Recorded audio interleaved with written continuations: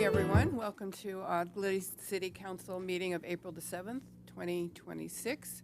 I'd like to call this meeting to order. If you'll all rise and join me in the Pledge of Allegiance.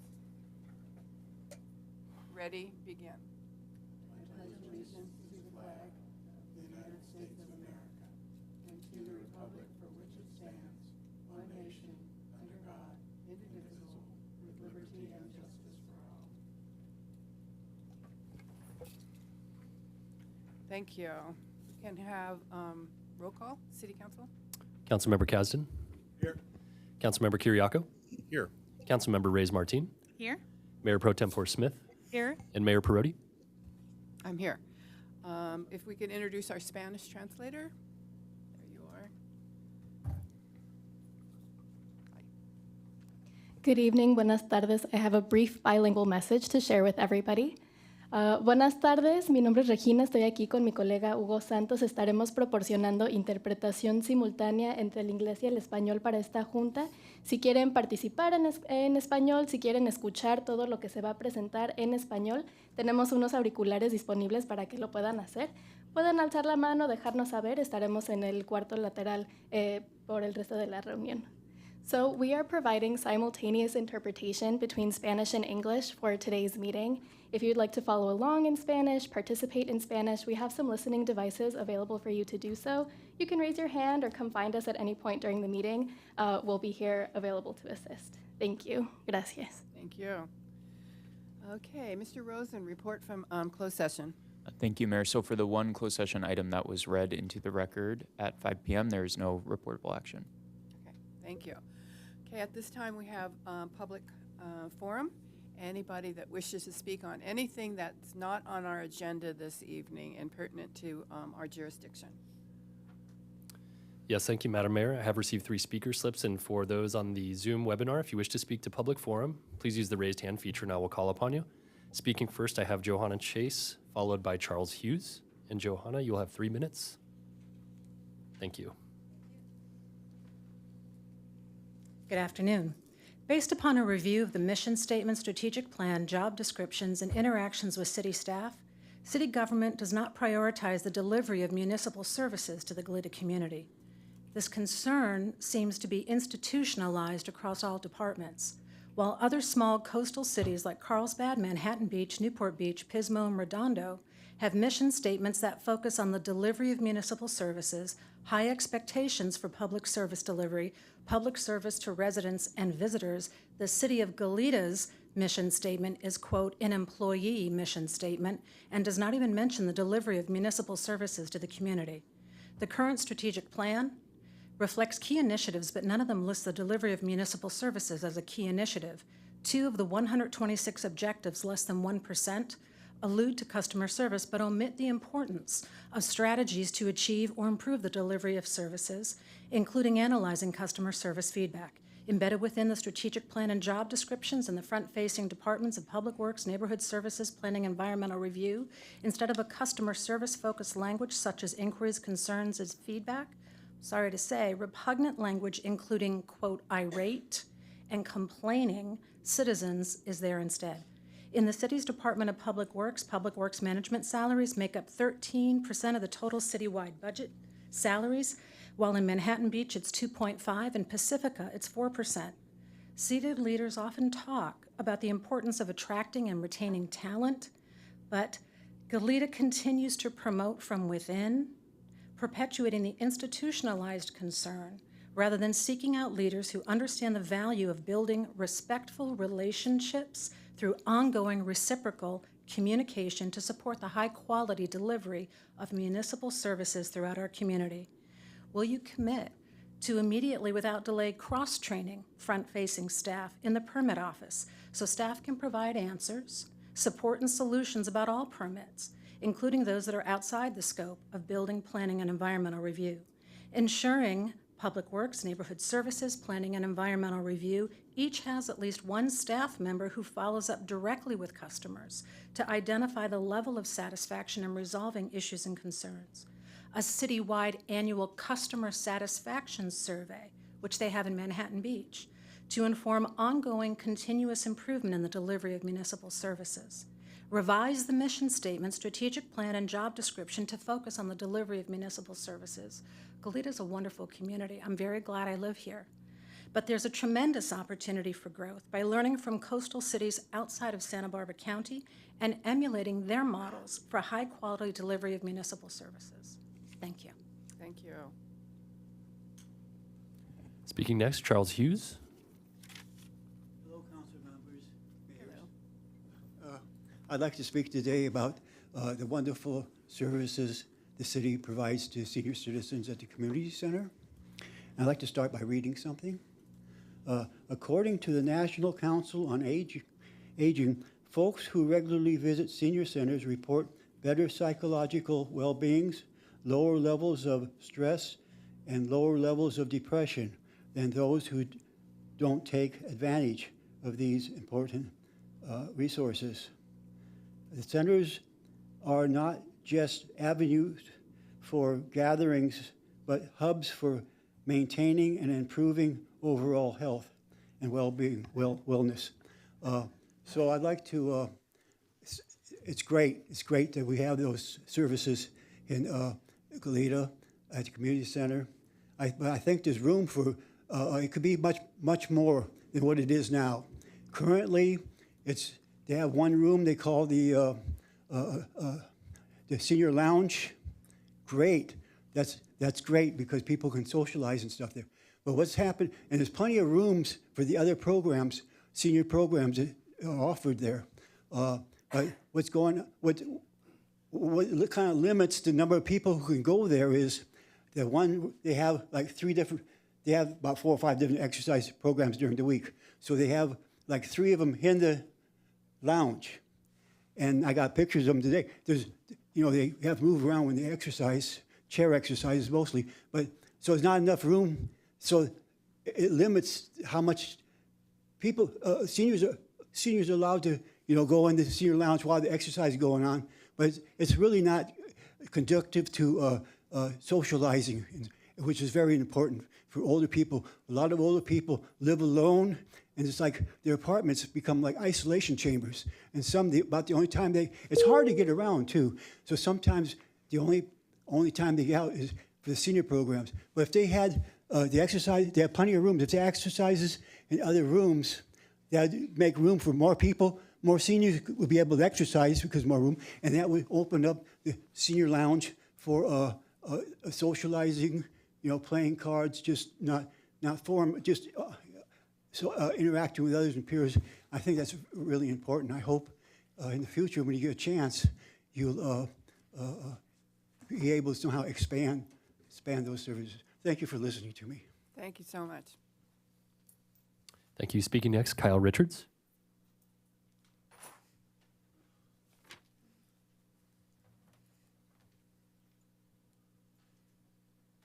Here comes a familiar face. Hello, Mayor, City Council. Nice to see you all, staff. Good to be back. My name is Kyle Richards. I'm a resident of Old Town Goleta. And first, I want to say congratulations on the success or the ongoing progress of Project Connect. As a resident there, I'm very grateful for and excited by the city's investment in Old Town.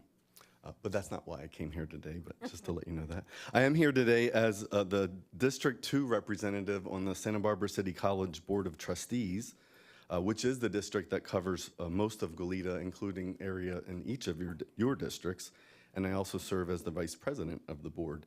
You may have seen in the news that City College broke ground on its own $100 million capital project, the new physical education building.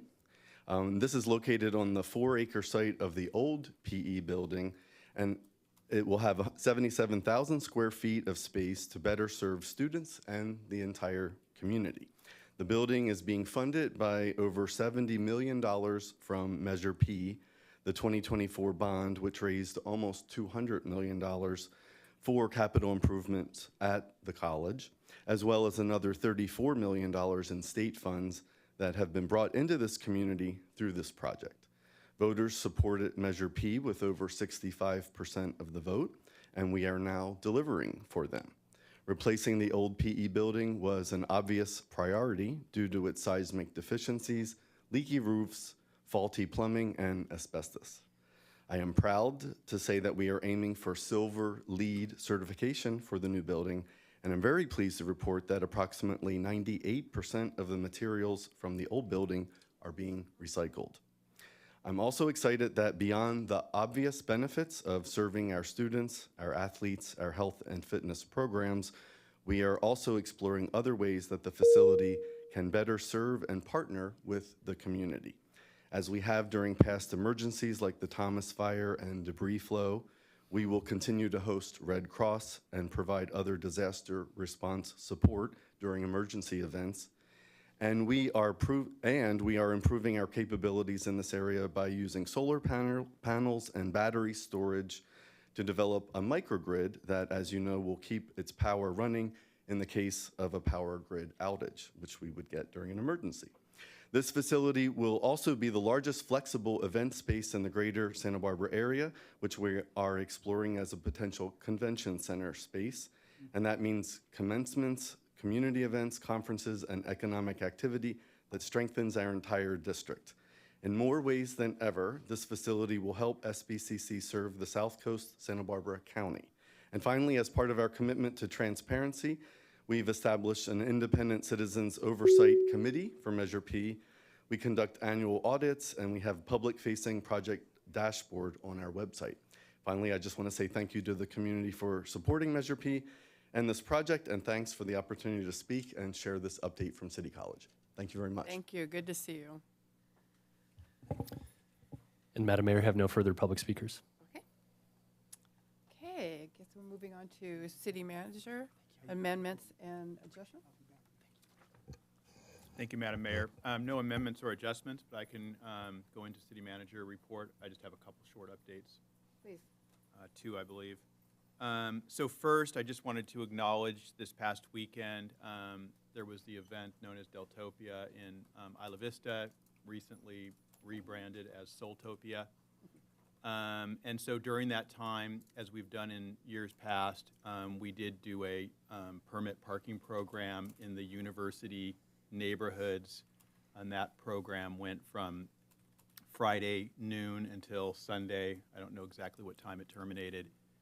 And so I just wanted to report that the report we got back from our sheriff personnel is that they didn't write any tickets, they didn't tow any cars, and their observation of that neighborhood was that people were minding the signs and not parking there. So there didn't seem to be a parking problem there.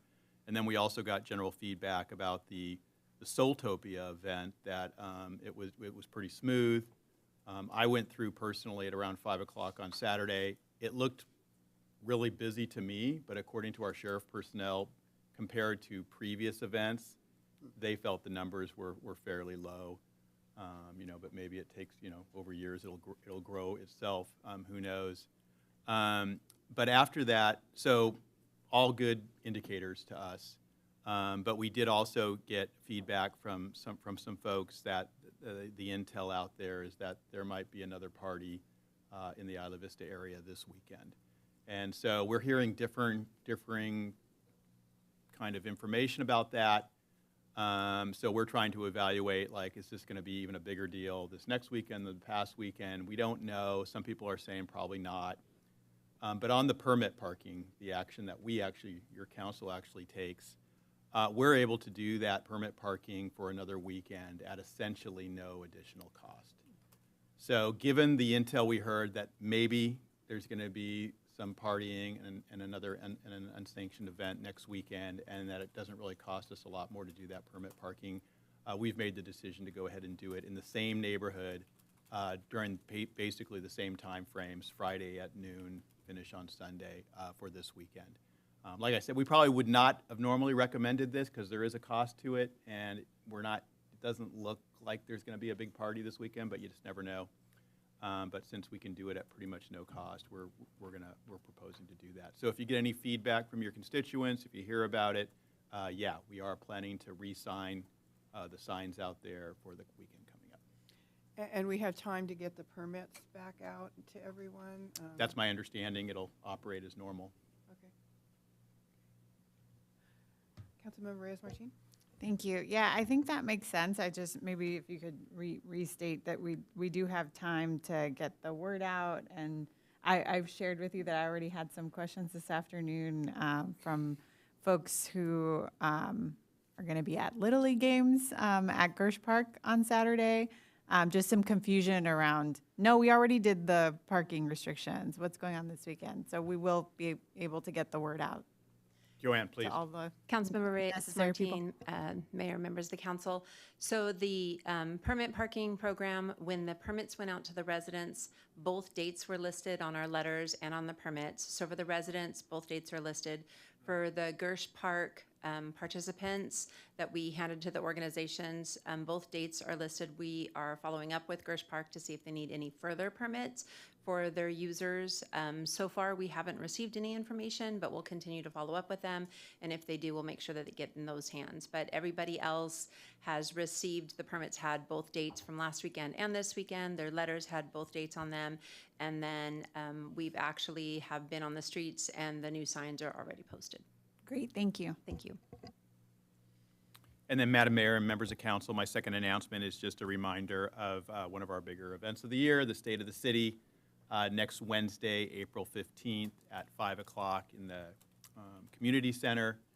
It starts at 5. There's going to be tabling, same format that we used last year, staff tabling, networking, and then, of course, we'll go into the main auditorium and we'll hear the state of the city from you and your colleagues, and we'll have department heads there to take questions as well and refreshments. So that's for the entire community, and we expect a good showing next Wednesday. Great. And that's it for my report. Okay, thank you. Okay, moving on to consent. Thank you, Madam Mayor. That takes us to item A1, acceptance of the January 2026 investment transaction report. Item A2, acceptance of the February 2026 check register. And item A3, amendment with KMP Strategies LLC for public outreach services. Thank you. Council wish to pull any item from consent? Not seeing any. Do we have any speakers that would like to speak to an item on consent? Thank you, Madam Mayor. If any attendees on the Zoom webinar wish to speak to this item, please use the raise hand feature and I will call upon you.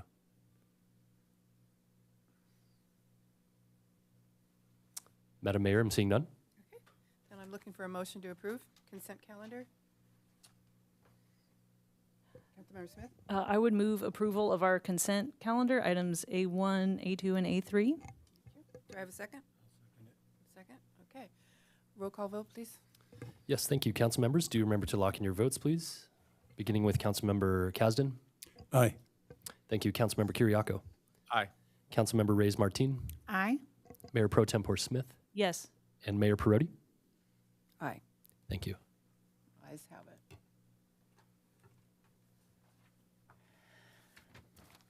It's not showing. Did we do something wrong? It didn't go up there. Oh, it didn't? No.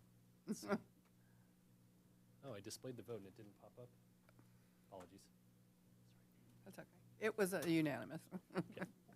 Okay, so now we're moving on to presentations.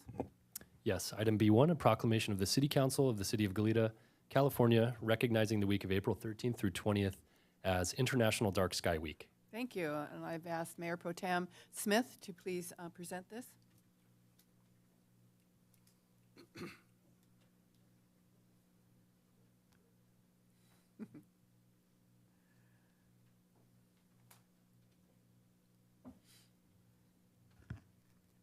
Welcome. Thank you for being here. We'll do our proclamation first, and then we'll allow some moments for comment. So the City of Goleta proudly proclaims, recognizing the week of April 13th through 20th as International Dark Sky Week. Whereas the beauty and wonder of a star-filled night sky is the shared heritage of all humankind, and the natural beauty of Goleta, including the star-filled sky, is valued by residents and visitors alike. And whereas the experience of standing beneath a starry night sky inspires feelings of wonder and awe, and fosters a growing interest in science and nature, especially among young people within the Goleta community.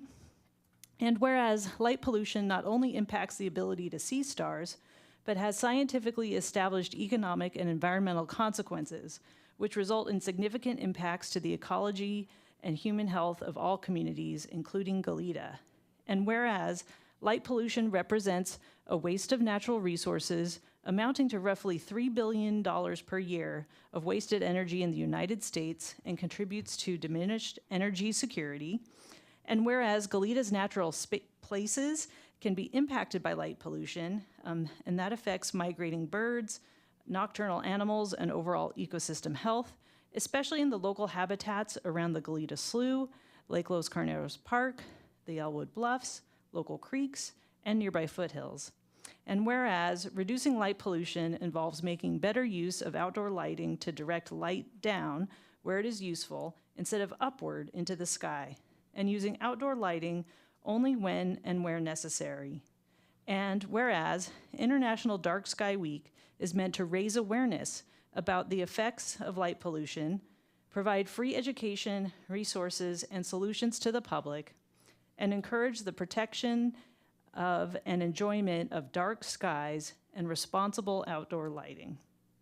Therefore, be it resolved that the City Council of the City of Goleta does hereby recognize the week of April 13 to 20 as International Dark Sky Week and urges residents to learn more about night sky friendly lighting, to implement practices and improvements that reduce light pollution, and to look up and experience the wonder of the star-filled night. Approved today and signed by Mayor Paula Perotti.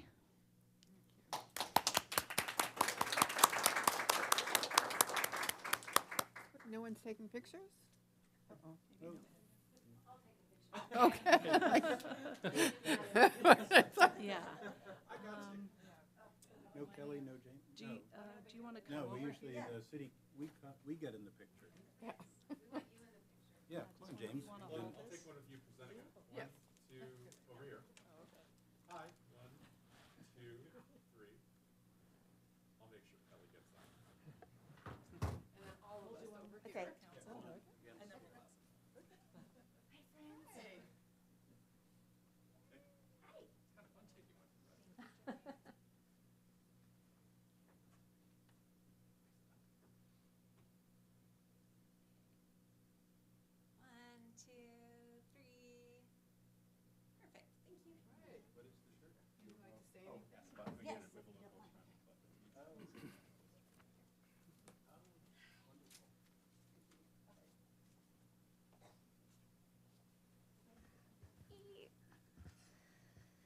Mayor and Council, I am Lisa Potter, and I represent the Goleta Valley Historical Society board, staff, and volunteers. I am here to thank you for this proclamation on behalf of a county-wide coalition of diverse organizations who recognize the value of a dark sky and taking action to protect it. Thanks to the advocacy of these groups, 7 of the 8 cities in Santa Barbara County are issuing proclamations recognizing this year's International Dark Sky Week, and the County Board of Supervisors has issued a resolution. Light pollution has such a wide range of impacts that there is something for everybody to hate about it. But light pollution is unique in that it is reversible immediately. As soon as the light is turned off or pointed down, the pollution is gone. It is completely feasible to expect that when we step outside on a moonless night, anywhere in our county, even near developed areas, we should be able to look up and see the Milky Way spilling across the sky. So on behalf of all these organizations across the county that participated in our coalition, thank you. The members of our coalition are the Astronomy Club of Lompoc, the Central Coast Chapter of Dark Sky International, Guadalupe Napomo Dune Center, California Nature Arts Museum, We Watch, the Goleta Valley Historical Society, Santa Barbara Audubon Society, Santa Barbara Botanic Garden, Santa Barbara Museum of Natural History, Santa Barbara Astronomical Unit, Summerlin Citizens Association, and the Carpinteria Valley Association. Thank you very much. Thank you.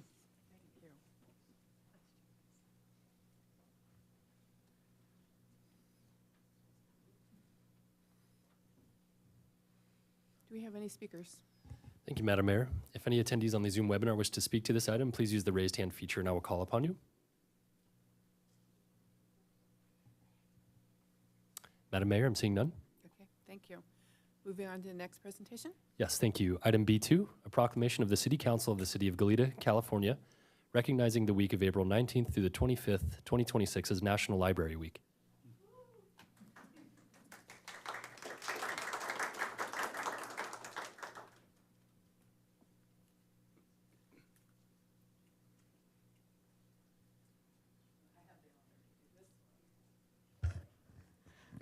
Lovely ladies. Okay, a proclamation of the City Council of the City of Goleta, California, recognizing the week of April 19th to 25th, 2026 as National Library Week.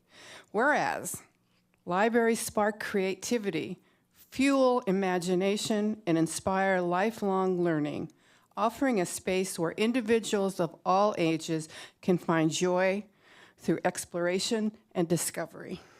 Whereas libraries serve as a vibrant community hubs, connecting people with knowledge, technology, and resources while fostering civic engagement, critical thinking, and cultural enrichment.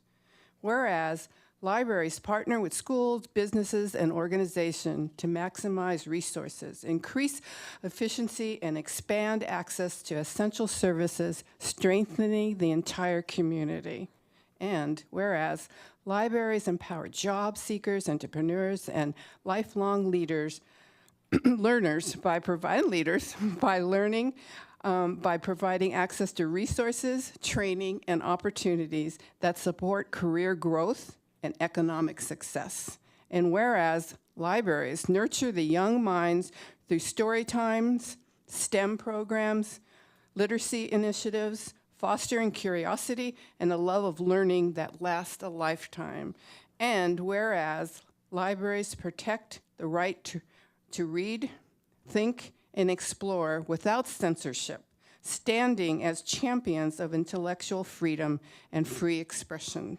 And whereas dedicated librarians and library workers provide welcoming space that, I laugh because it's so welcoming, welcoming space that inspire discovery, collaboration, and creativity for all. So now, therefore, be it resolved that the City Council of the City of Goleta, California, does hereby recognize the week of April 19th to 25th, 2026 as National Library Week in the City of Goleta, encourages residents to visit their library, explore its resources, and celebrate all the ways the library helps our community enjoy. Approved the 7th day of April 2026 and signed by myself, Paula Perotti. Come on. Yeah, take a picture of holding it and then all of us. Oh, you're going to do the picture this time? Okay. Oh.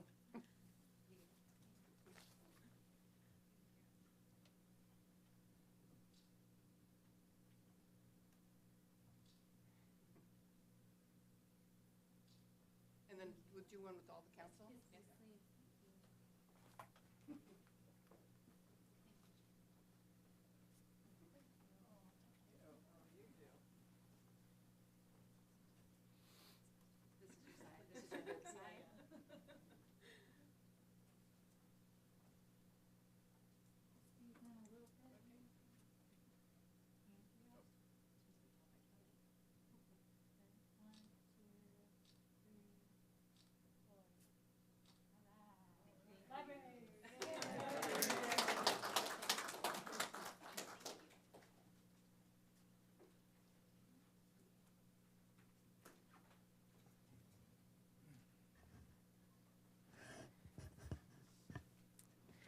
Thank you, Madam Mayor and council members, for this very special proclamation. National Library Week reminds us that libraries are more than buildings with books. They are gateways to opportunity, creativity, and connection. With the support of the City of Goleta, we are able to expand those opportunities for all. I would also like to recognize our exceptional team of library workers who bring passion and care to every interaction, as well as the Friends of the Library groups at each of our locations, whose generosity and dedication strengthen our services in countless ways. Finally, I am proud to share this proclamation this evening with our patrons. If public libraries are the heart of their communities, then patrons are the heartbeat. Their enthusiasm and support bring our mission to life each day. On behalf of the Goleta and San Ynez Valley Libraries, thank you for celebrating National Library Week with us. We encourage residents to check our website calendar for activities such as scavenger hunts and more festive events such as poetry readings during National Library Week later this month, Sunday, April 19th through Saturday, April 25th. Thank you. Thank you. Do we have any speakers? If any attendees on the Zoom webinar wish to speak to this item, please use the raised hand feature and I will call upon you. Madam Mayor, I'm seeing none. Okay, thank you. Moving on to the next item. Yes, thank you. That takes us to item C1, addendum to the initial study mitigated negative declaration for the San Jose Creek Channel Fish Passage Modification Project. Okay, thank you. This is a public hearing, and staff will make their presentation. There says there's a motion was made at the last council meeting opening the public hearing. So we'll start this. We'll have staff presentation, then we'll go to council questions, public testimony, and staff responses, more questions and public questions, council deliberation, close the public hearing, and then a motion. Good evening, Mayor, council members. Evening. I'm Autumn Glazer, the Assistant Public Works Director, and I'm joined today by Gerald Kamadi, with COM3, our consultant project manager for this project. In addition to Gerald, we also have Julie Love with Rincon, and we have a couple Rincon participants online, and we also have Ed Zappel, our fish passage designer with NHC online as well. And with that, I will hand it off to Gerald, and I'll get the presentation going. Thank you, Autumn. Good evening, Mayor Perotti, members of the council. Good evening. So tonight, I'm going to kick off the presentation. It's not too long. And my role will be to provide some history and context, because it's a bit of a convoluted story. So I'll start at the way back in the early days of the city in 2005, when the San Jose Creek Capacity Improvement Project was first born. The objective of that project, which the name implies, was to increase the floodwater conveyance of the existing trapezoidal concrete channel known as the San Jose Creek Channel through Goleta Old Town. At the time, the floodwater conveyance capacity was for a 25-year event, and the objective was to increase it to be able to carry a 100-year flood event, and thereby the end result would be to remove a large portion of Old Town Goleta from the floodplain, especially the eastern side. The western side, we still have San Pedro Creek providing floodwaters, so it wouldn't completely take out the whole of Old Town, but certainly the eastern side. So that was the primary objective back in 2005, and the project launched. And that project at the time, I'm going to refer to it as the Phase 1 project for simplicity's sake as we march through the presentation. And also that's how it is referenced in staff report and the resolution. So the scope of that project, again, was to widen the channel from Goleta Slough up to Hollister Bridge, as well as replace the existing Hollister Bridge over San Jose Creek Channel to make it a wider and higher bridge. So that was the general scope. The next major milestone would be in 2007, when the city approved as a CEQA lead the ISMND, or Initial Study Mitigated Negative Deck, for the project. The following year, in 2008, an addendum to that ISMND was approved to add fish passage elements to the project. And that was following interface between the city team at the time and the resource agencies, in particular CDFW. So the fish passage elements were added to allow fish to be able to swim up their migratory route into spawning grounds upstream in the hills around San Jose Creek. So the project marches on at that time, and then the city does encounter some funding challenges. And as a result, in order to be able to deliver a project, a sizable project, they decided to remove or snip off the top of the project. In other words, the Hollister Avenue Bridge portion, as well as about 200 feet of widening of the channel just downstream of that. So by doing that, that allowed the project to advance into construction, and a sizable modified phase 1 project would be constructed. And as an aside, that snipped off portion, if you like, became what we all know as the Hollister Avenue Bridge project. You're very familiar with that term, which is now under construction as part of Project Connect. That secured its own funding through the federal Highway Bridge Program, which pays about 90% of the funding there. And so that project is in construction right now. That's phase 2. So back to phase 1, though, to continue the story.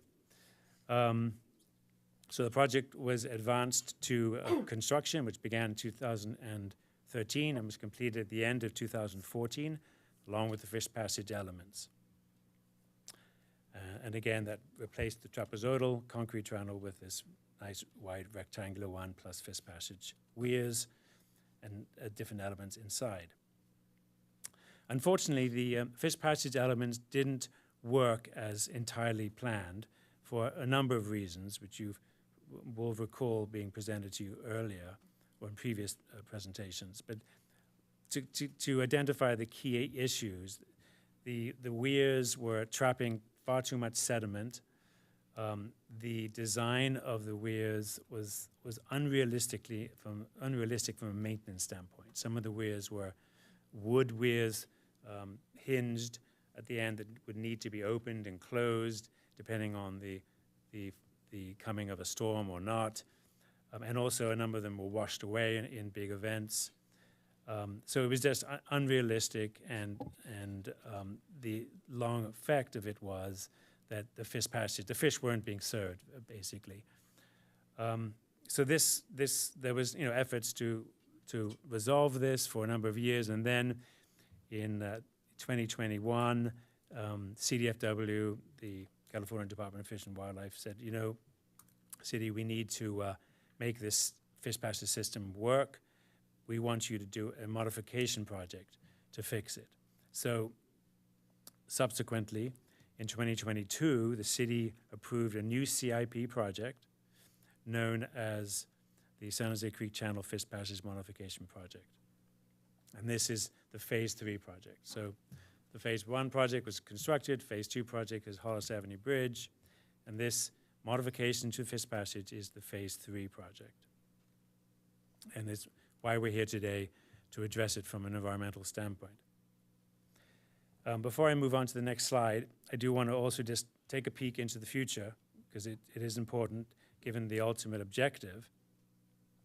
Once we've completed the phase 2 and phase 3, phase 1 is done, phase 2 and 3, as well as a number of adjacent construction projects that are underway along San Jose Creek, namely the city's San Jose Creek multi-use path project and Caltrans bridge replacement project down by UCSB, as well as the completed Caltrans project at 101 over San Jose Creek. All these projects all affect the hydraulic flow and capability of San Jose Creek and the channels. So only when all the projects are completed from a construction standpoint will then the city be able to gather up those completion construction plans, or as-built as we refer to them, and submit an application to FEMA through a letter of map revision, or LOMAR, requesting a modification to the 100-year floodplain within Goleta Old Town. So that's the ultimate objective, or one of them, but a few years out still. Next slide. I'll be a little quicker on this one. So this slide really just addresses what is the scope of the project. First of all, the project occurs in the same footprint of the old original project.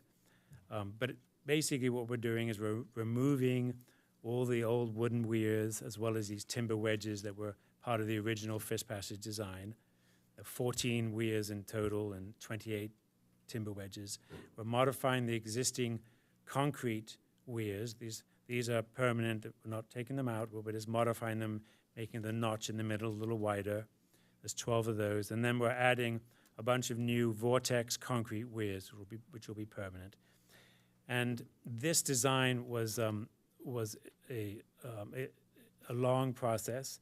It included a design team made up of representatives from the California Department of Fish and Wildlife, as well as NMFS, National Marine Fisheries, and Santa Barbara County Flood Control, and of course city staff and consultants. And a lot of concepts were developed and tested through a physical model, scaled model up in Seattle, as well as a complex 3D computerized model. And the result is the project before us today. All right, with that, I'm going to hand it over to Julie Love, our project biologist, to address some of the details of the addendum itself. Thank you.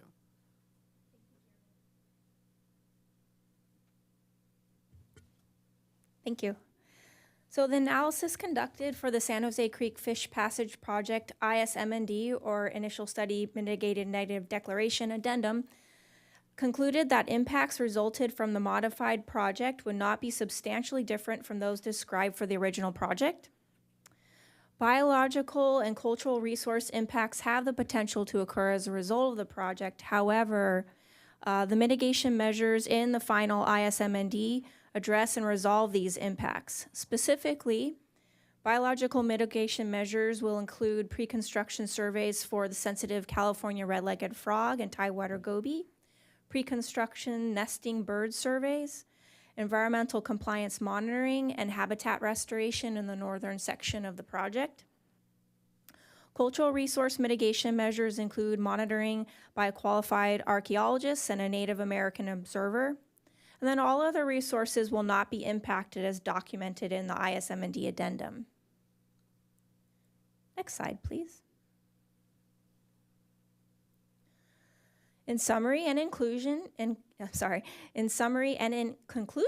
the modified project would not generate new, more severe, or require new mitigation measures compared to those identified for the original project. The Mitigation Monitoring and Reporting Program, or MMRP, adopted for the original project in May 2007 would remain applicable to the modified project. To note, the language that has been added to the biological mitigation measures in the ISMND addendum, they were added to help clarify the intent of each measure. Although the language has been slightly altered, the intent of the biological mitigation measures remains the same, such that these mitigation measures are not considerably different than those analyzed in the final ISMND for the original project. Thank you.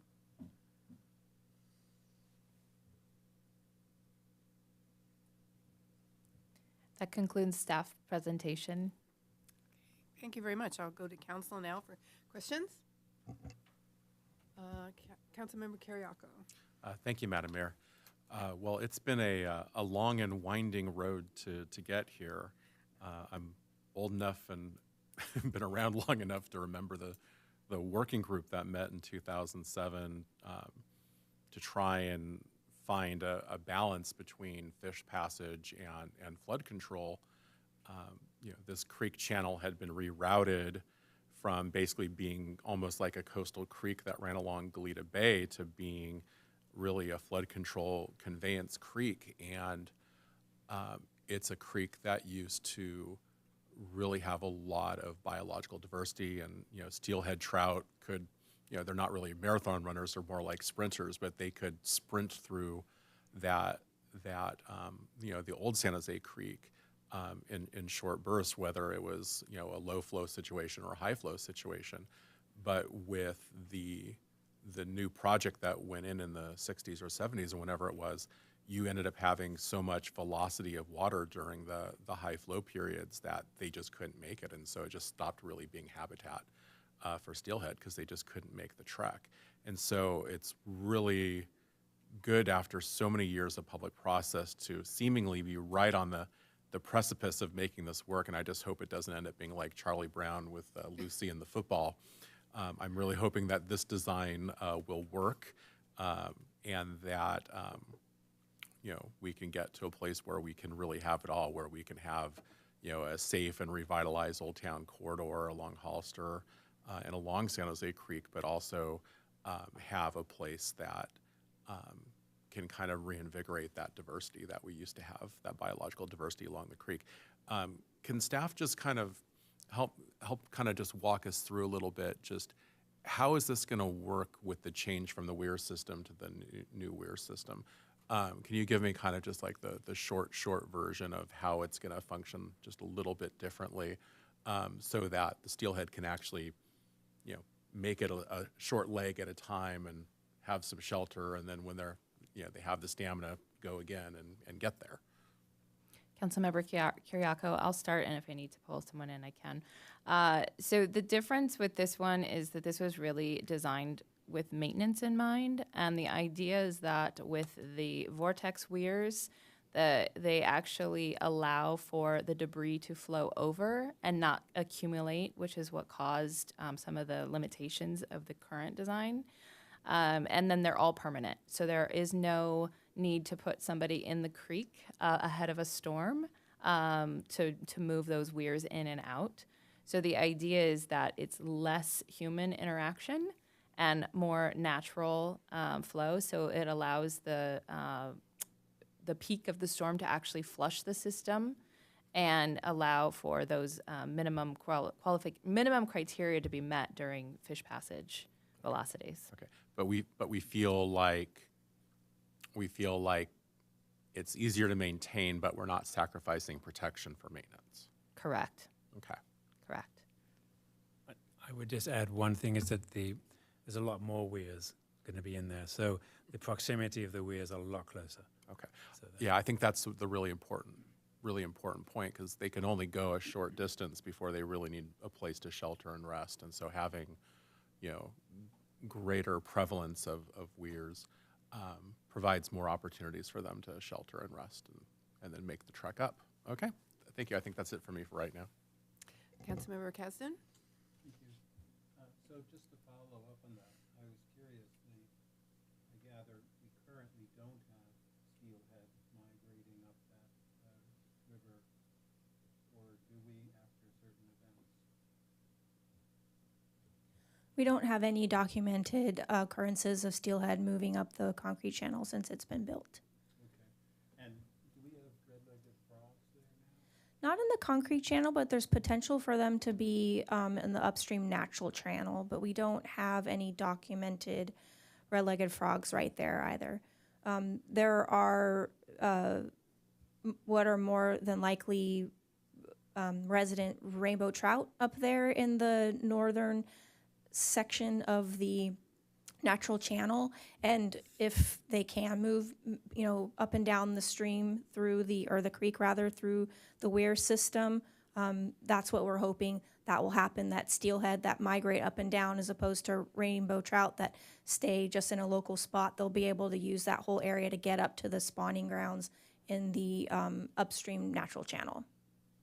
Do we anticipate, do they, like frogs often, you see no frogs and all of a sudden the habitat will be improved, and as if by magic they return. Do we anticipate that we will see in a certain amount of time the frogs and the steelhead returning? Is that the expectation? That the habitat, just improving the habitat will, if you build it, they will come? Yeah, so the great majority of the project is in the concrete channel, right? So that does not provide habitat for red-legged frogs, so we wouldn't expect any more frogs in that area. In the northern upstream channel, there is a little bit of work that needs to be done there, where we will have to remove some of the sediments in the bottom of the channel to make sure that the gradient is all even between upstream and downstream, so there isn't, quote unquote, like a speed bump there anymore. So that's a very minimal grading, and if we do have to do some grading and there is some impact on the side of the banks, we will be doing some restoration, some habitat restoration with native plant species. It's not a whole bunch of restoration, so that part might not be creating a lot more habitat, but it will make it better. And I think the other thing that's really important is that we're going to be taking out non-native plant species in that natural area, and I think that also, and probably mostly, will be one of the reasons why species like red-legged frogs can come back in, because the habitat will be better. Okay, thank you. Mayor Pro Tem Smith? Thank you for the presentation and the report. I guess just high level, and I really appreciated staff's background, sharing all the background information here. But just sort of high level, I don't know if staff could speak briefly to just with the passage of time. Does the passage of time impact like the decision to do an addendum versus something else, or why for this particular project does like the passage of time impact or not impact kind of the environmental analysis kind of more broadly? I'll caveat this by saying I'm a biologist, not a planner, but I'll do my best to answer this question. Since this project is the same as the original project, I mean, it's a better design, but that is the main reason why we prepared an addendum. I can't speak to how much time you can have between the original project and the addendum, if whether or not that's still valid. But in this case, it has, like Gerald said, the project was built in 2013, 2014, so some time has passed. So we, as part of the addendum, we look at all of those resources again, because many things have changed. So you'll see that in the addendum, updated biological resource analysis, updated cultural resources, all the other things that we have to look at. Those two are the main things we needed to look at, because those changed a lot more since the beginning of since the original project was built. But we can find out the answer about the time, and we can get back to you. Great, thanks. No, that makes sense. I mean, it's still a fish passage project. I don't know. It's not like a single family house has gone to a 6-story apartment complex, or I don't know, right? So that makes sense to me. So thank you for sharing that. I have a quick question on, okay, there was phase 1. I was around for that. Phase 2. And now there's phase 3, the fish passage. Without doing, if I'm correct, if I'm hearing you correctly, all those 3 phases need to be done. So if you leave one phase out, like the fish passage, then Old Town's floodplain map, they won't come out of the floodplain. And the reason I emphasize that is because once they're out of that floodplain map, they've been identified, then right now they're probably paying a lot for flood insurance, the businesses and the homes. So it's either all or they don't get that opportunity. Am I correct in saying that? Mayor Perotti, yes, basically all of those projects have a hydraulic element that gets you to the 100-year flood. So you can't do partial and end up getting there. You might, you wouldn't necessarily get the full 100-year flood. Okay. I know that the folks, we've been telling them it's coming pretty soon. You'll be able to be off the floodplain map. So yeah. So this. Although I will add that the fish passage element itself doesn't contribute to the flood capacity. It actually makes it more difficult. So when we were designing this, we had to make sure that while we're adding more and more stuff in there, we're not taking away from the flood capacity, which we've accomplished. Thank you. Yep. Okay. Questions from public speakers? Thank you, Madam Mayor. I've not received any speaker slips, and if any attendees on the Zoom webinar wish to speak to this item, Please use the raised hand feature and I will call upon you.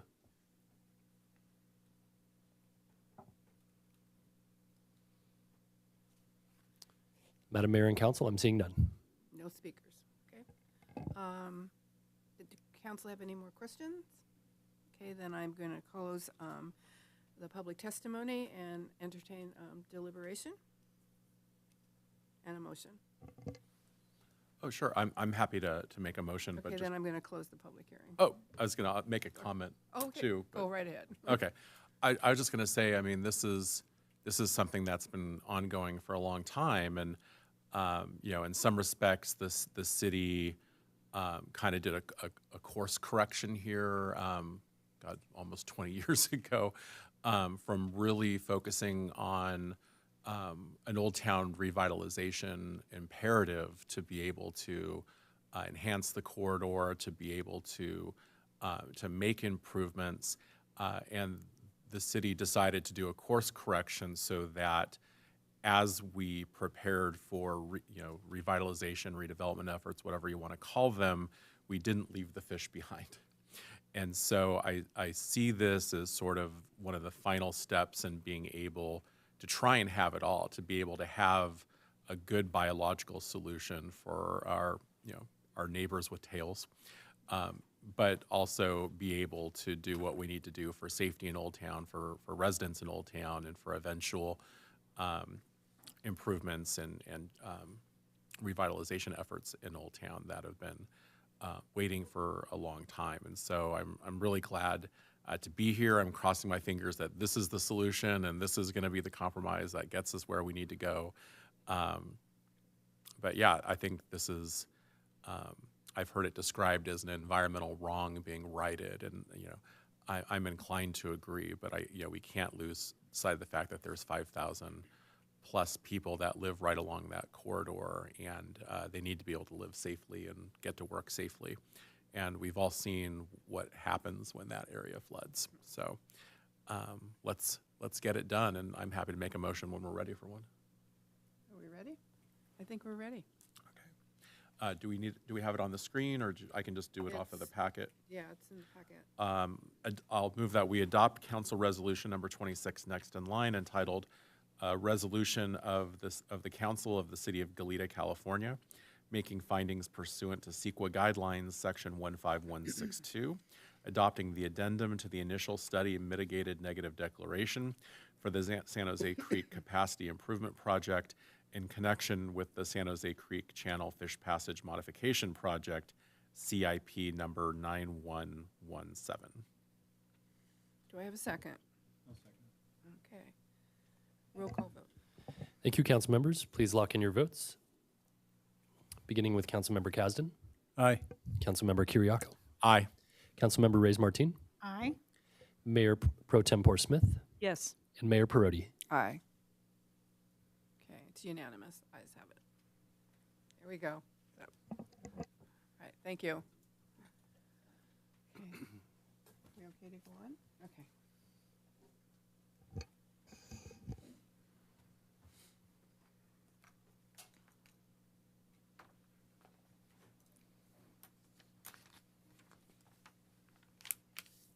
Okay, and that takes us to item D1, Finance Department Priority Setting Workshop, Fiscal Year 2026 to 2027 Annual Work Program. Madam Mayor, members of council, you might notice this evening that our finance director is absent. Luke is nursing some kind of an illness, and you know your finance director, if he could be here, he would on annual work plan night. So we are having our accounting manager, Tony Gonzalez, fill in and make the presentation on the finance department's work plan for 26-27. Hey, thank you. Glad you're here.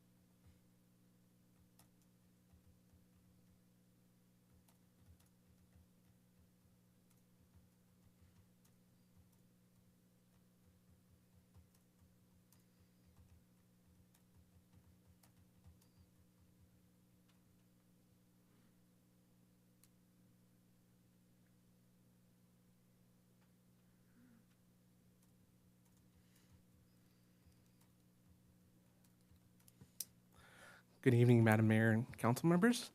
My name is Tony Gonzalez. I am the accounting manager, so I apologize in advance if I talk too much day-to-day accounting. So yes, here to discuss the 26-27 annual finance annual work program for the finance department. We'll talk about the existing commitments, the staffing levels, and new work efforts that can help set our priorities for fiscal year 26-27.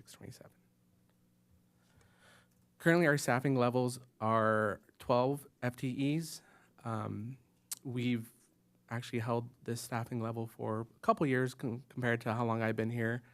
It's grown, but yet vacant, so I'm really excited that to see what our potential can be with fully staffed. The training is less and less each year, so I feel like we're able to accomplish and get that jump start to we're going to do this next project.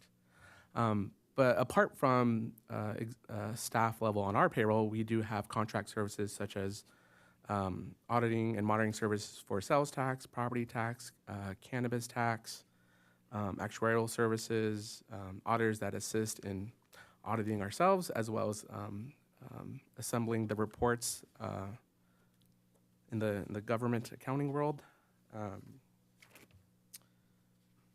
and including investment services. So I'm sure if we were a much larger city, we might have our own treasury division for that kind of example. But we're small, so we contract some of our work. Small but mighty.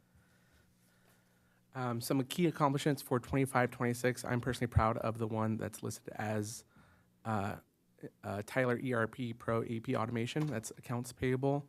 In that specific example, we took what I would say at least 3 different softwares from Microsoft Teams to the DocuSign software to our financial software, and we would try to route invoices, get them signed. They might get lost. It was a lot. And finally getting this software, we're able to track the invoices, get a signature on it. I could tell you how many are active or about to get paid. So it was definitely a relief for finance staff. Even from our investment program, we've been dealing with certificates of deposit. The economy has changed, so hey, how about let's check out corporate securities. So more and more we're having a more diversified portfolio compared to maybe colleagues I might speak with other cities that, oh, you may just have a savings account. So I'm really proud that we're able to diversify.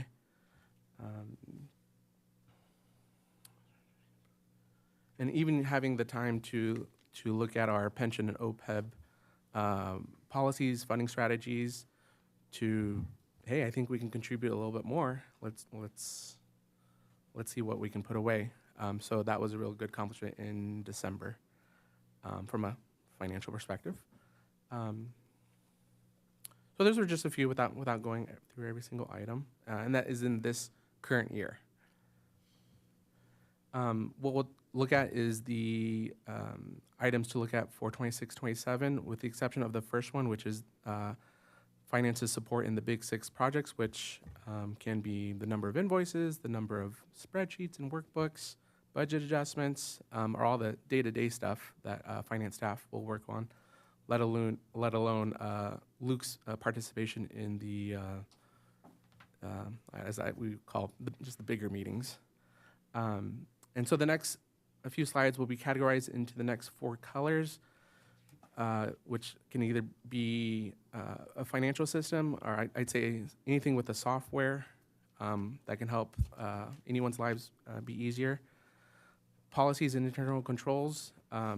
We have the software to do it, but how do we get the policy and procedure to structure the content that we're reviewing and approving? And then revenue and economic development. That's where I would say if there's a dollar sign in front of the amount we're charging, or how do we get more of it, mixed in with how the economy or the public-facing view of the dollar is. So rate studies, fee updates, items like that. And what would apply to all departments, just work involving the major contracts. But I would add, what contracts have we not done yet, such as the contract for transient occupancy tax audit services. So existing contracts and new contracts depending when we get to that stage of the new service. So the next 3 slides will be a list, but I'll hit on 2 and then we can revisit specific ones at the questions part, or if you have a question now. One that will be repetitive every year, but it's with the finance staff, it's the annual comprehensive financial report and the audit that goes along with it.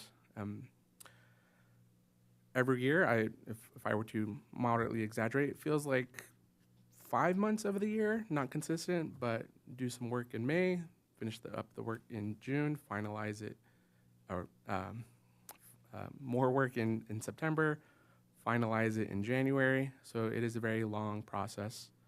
And maybe once you have a month break, it's back to the budget.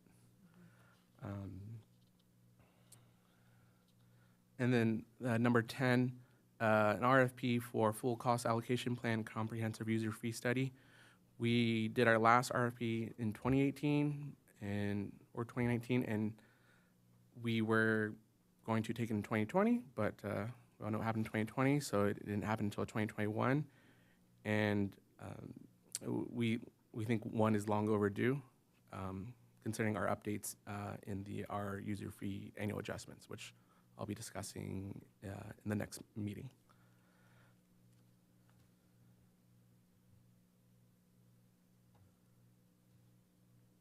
Along with softwares, and I would admit I'm definitely biased on the budget software RFP because I've done anything from massive spreadsheets to Microsoft Teams is the board, and now we can all be in the spreadsheet.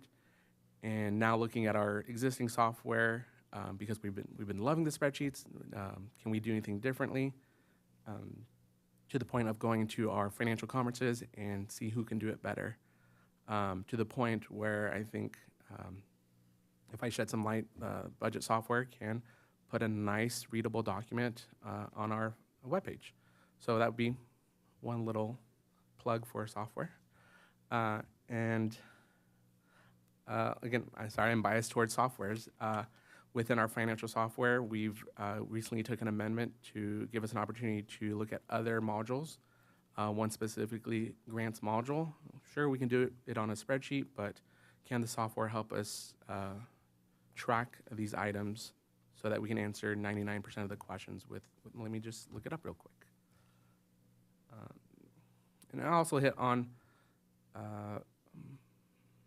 donation and gift policy. We've had the existing policy since, at least 2012, since I've been here. But donations and gifts have changed in nature, so it just requires an update to the policy to now even include sponsorships.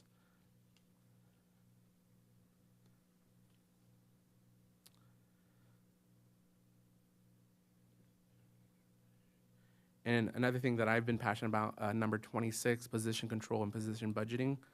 From my time in payroll, hey, we haven't come up with a concept of how to label our positions. How many vacancies do we have? What do we need to do to solve the vacancy issue? Having all that can be an accountant's dream from the payroll perspective, and I imagine HR as well. So it's the little things that is actually quite big from a recruitment budgeting perspective. And then I'll hit on one more item. The last two kind of hit on this item, cash handling policy. As our programs grow, so does the software, the needs, what software can take in money, but what credit card merchant can give us the best fees. So that is definitely a collaboration with other departments, depending on their needs to take in money. And then items that are not necessarily 26, 27, but hopefully in the long range future. Again, I'll hit on about 2 of these. Number 31, I'm biased as I saw a presentation that AI It's coming. It's already here. And one item I witnessed was not that we love our accounts payable person, but it can do, based on the city that gave the presentation, it can do a lot. And if something ever happened, in their case, their accounts payable clerk retired, and they were also told to cut positions. Again, not here, but they were able to get AI to do a lot of work, and I'm like, that could free up some time. So that was definitely, I want to try and promote that one, a possibility. And other long range, again, with maybe you should stop sending these conferences because I like everything that they're selling. In the government accounting world, there's at least 1 to 3 new rules every year. Number 87 involves leases. There's a software that can do it and guide you through it. That could make the process more efficient. And again, I'll do another plug for budget software. You have a software, but now we need the budget policy simultaneously or soon after. That can make it a really robust system that doesn't rely on spreadsheets. So those were my samples I specifically chose to hit on. Questions and feedback? Councilmember Carriaco? So I'm going to confess, that was actually kind of fun. I enjoyed that presentation, and I appreciated you giving your insights. And we all love Luke, but it's nice to hear some insights from another voice sometimes too. One of the things that I brought up during my one-on-one with the city manager when we did agenda review was, help me understand what's going on with position control. Can you help me understand a little bit what is the current process, and maybe for the uninitiated, maybe explain a little bit of what position control is and why it's a really good thing to have for leave administration and temporary assignments out of class and all kinds of other fun stuff. So you're opening a can of worms with me. In my earliest Maybe the example short version. of payroll, the recruitment, I set up the employee. Well, I set them based on the last person we had. But no, the budgeting process says they're now paid out of this fund. So if we had, you need to refer not to I'll make it up, the last accountant. No, you need to refer to position number 1, 2, 3 during the budget process. Position number 1, 2, 3 says they're being paid this much, they're being funded by this much, they work this much. So some confusion can come out of the recruitment process. And so basically now that we've had the payroll accounting specialists for 2 to 3 years, the simple question is, what position are you recruiting? Because we want to make sure we pay them out of the correct fund and program. But likewise, if you say we're hiring position number 1, 2, 3 for the accountant, but again, I'm just using finance as an example, but it turns out during the recruitment process you hired an accounting technician,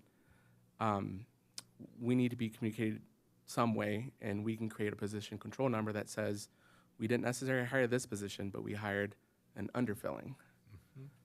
So otherwise, we'll come to, you hand the paperwork to the payroll person, they may be completely confused. I'm like, we don't have that position. When was it communicated that we created position number 1, 2, 4? So we just need the ideas of how to create a string of numbers that make sense and why did we hire that? They weren't on the list, and that's why we have a budgeting problem. So in that sense, I want to secure, control, so that it doesn't turn anything beyond, oh, it turns out we hired 5 positions that finance wasn't aware of. Exaggerated at 5 positions. Okay. Thank you. I may have more questions later, but I'll stop there for now. But that was fun. Mayor Pro Tem Smith. Oh, yes. Thank you very much. And, and I think your highlights of accomplishments from this year and the next fiscal year projects really do highlight, just technology and software is changing so quickly. And I think for so many, obviously I'm not an accountant, but it seems like in a lot of administrative areas, it's a fine balance between just doing your day-to-day work and keeping up, and then, you know, trying to implement tools and things that can help, and finding that balance. So it's good to hear that that new tools are helpful, and that you can actually get at least some of them implemented. I wanted to lift up, it's on number 22, you know, the citywide grants management policy and centralized tracking. I guess, you know, I don't know if you have any insights. You know, I know in the nonprofit sector, the workload that can come from the, you know, from grants management is often underestimated. On the administrative side, it's one thing to sort of do the work that the grant says you should do, but, you know, doing all of the work related to it and tracking it and making sure you're fulfilling all the requirements to whoever the funder is. And it is a lot of work, and it is very important to do all of that right. So I just don't know if you had any sort of comments on, you know, in your time. It just strikes me as really important. And so in terms of that, I was just happy to see that number 22 on the list for the coming fiscal year. It might be an accounting perspective, but from my early years, taking the claim reimbursement form from the department to, I guess you did it right, you know more about the grant than I do, to now having enough staff to, we're gonna track the accounting of it, because that's why a fund might be in the deficit, so that we can establish procedures and policy, you know, procedure being, please meet with me whenever you have potential for a new grant, and then meet with me again to go over what you're gonna claim, because we're finance, we can help you with the accounting of it. Not even say the do's or don'ts, but just the do's or don'ts of accounting. And then at least policy will help with your contract should mention federal language, which we did a couple years ago. Policy should include that if you're going to be working with a federal grant, you should have X amount of training. And that stems from when we go through, again, in the next meeting, when we go through the single audit, one of the questions is, do you have training? What's your experience? So I think a policy should match that, help us anything to get us through good proper accounting to a proper audit. So procedures to help us at this stage do this, but policy to this is what it's expected of staff. That's great. That's helpful. And yeah, and I just, I do think it's so important for so many reasons. But right, you know, whether it's program staff getting a little out over their skis in front of the accounting piece, and having, you know, like you said, kind of having that connection is, at least in my experience in other contexts, is really important. So that the city stays on track. So. Just wanted to lift that up, and yeah, you know, maybe I should have gone into accounting. No, thank you. Councilmember Caston. Thank you. So actually, with respect to that, would we, with respect to the grants, the centralized provision or management, would we anticipate a reduced workload in some of the other departments as a result of this? The policy, in my opinion, no, it might just create more structured in the sense, if the policy says, or if let's say current practice is some grant applications might be presented to the city manager level, but if it's a certain threshold, it only goes to city council. When we look at it, I'd prefer consistency, whatever, let's say it all goes to city council. Simply for the fact finance should be aware of it. So without it, I think it creates more workload to, as me and the grants accountant is, wait, where's the documentation? What's the standard? So I would love to use the policy to set the standard.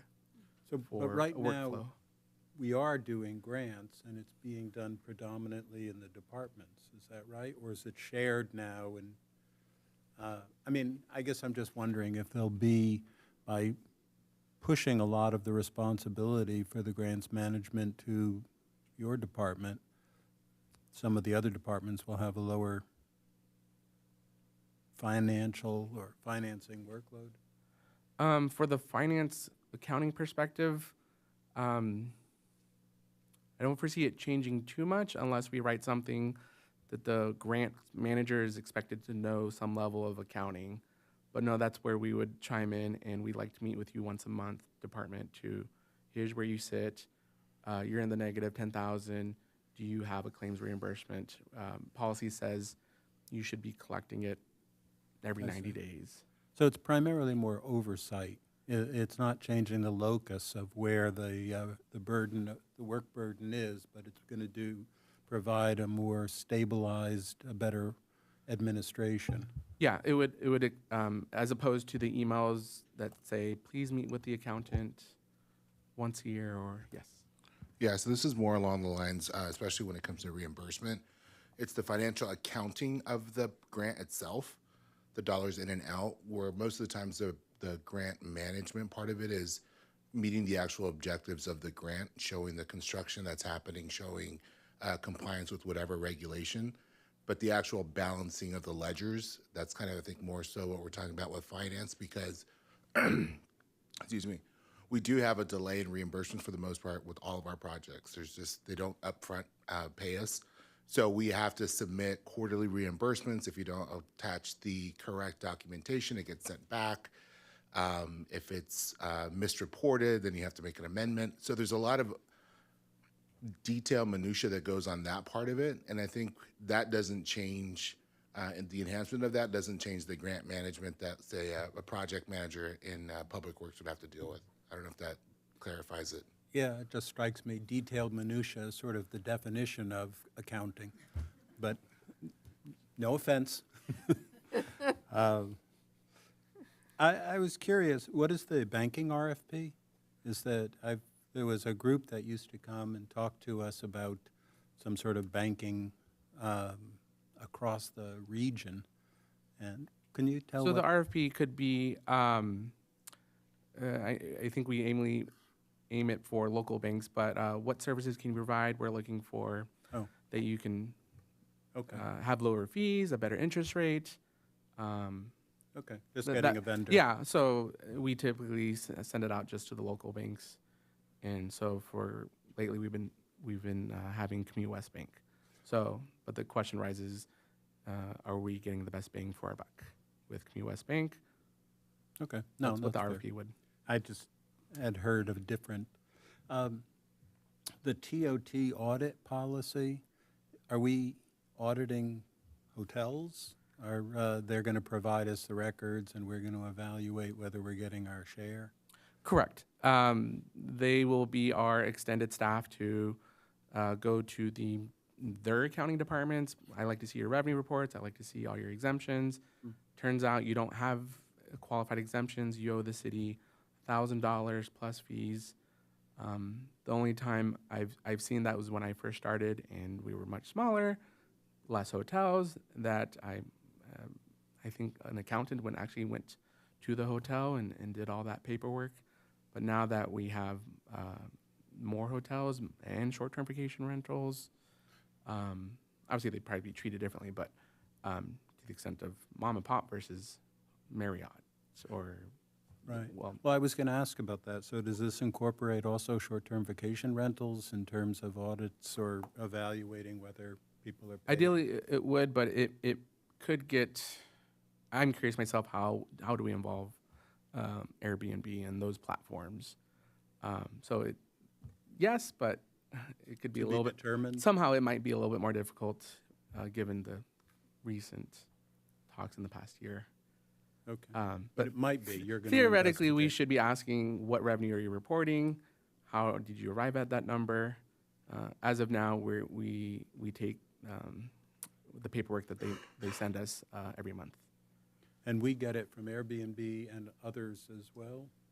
A multitude of different providers, or is it just Airbnb, do you recall? For Airbnb specifically, it is one large amount covering X amount of Airbnbs, but due to their communication and agreements, Right. it's We don't a little know bit more who- difficult rather than going to the major hotel and please let us see your revenue and expense report and your copies of your claim exemption forms and be able just to, so it's Right. not as smooth when dealing with online platforms.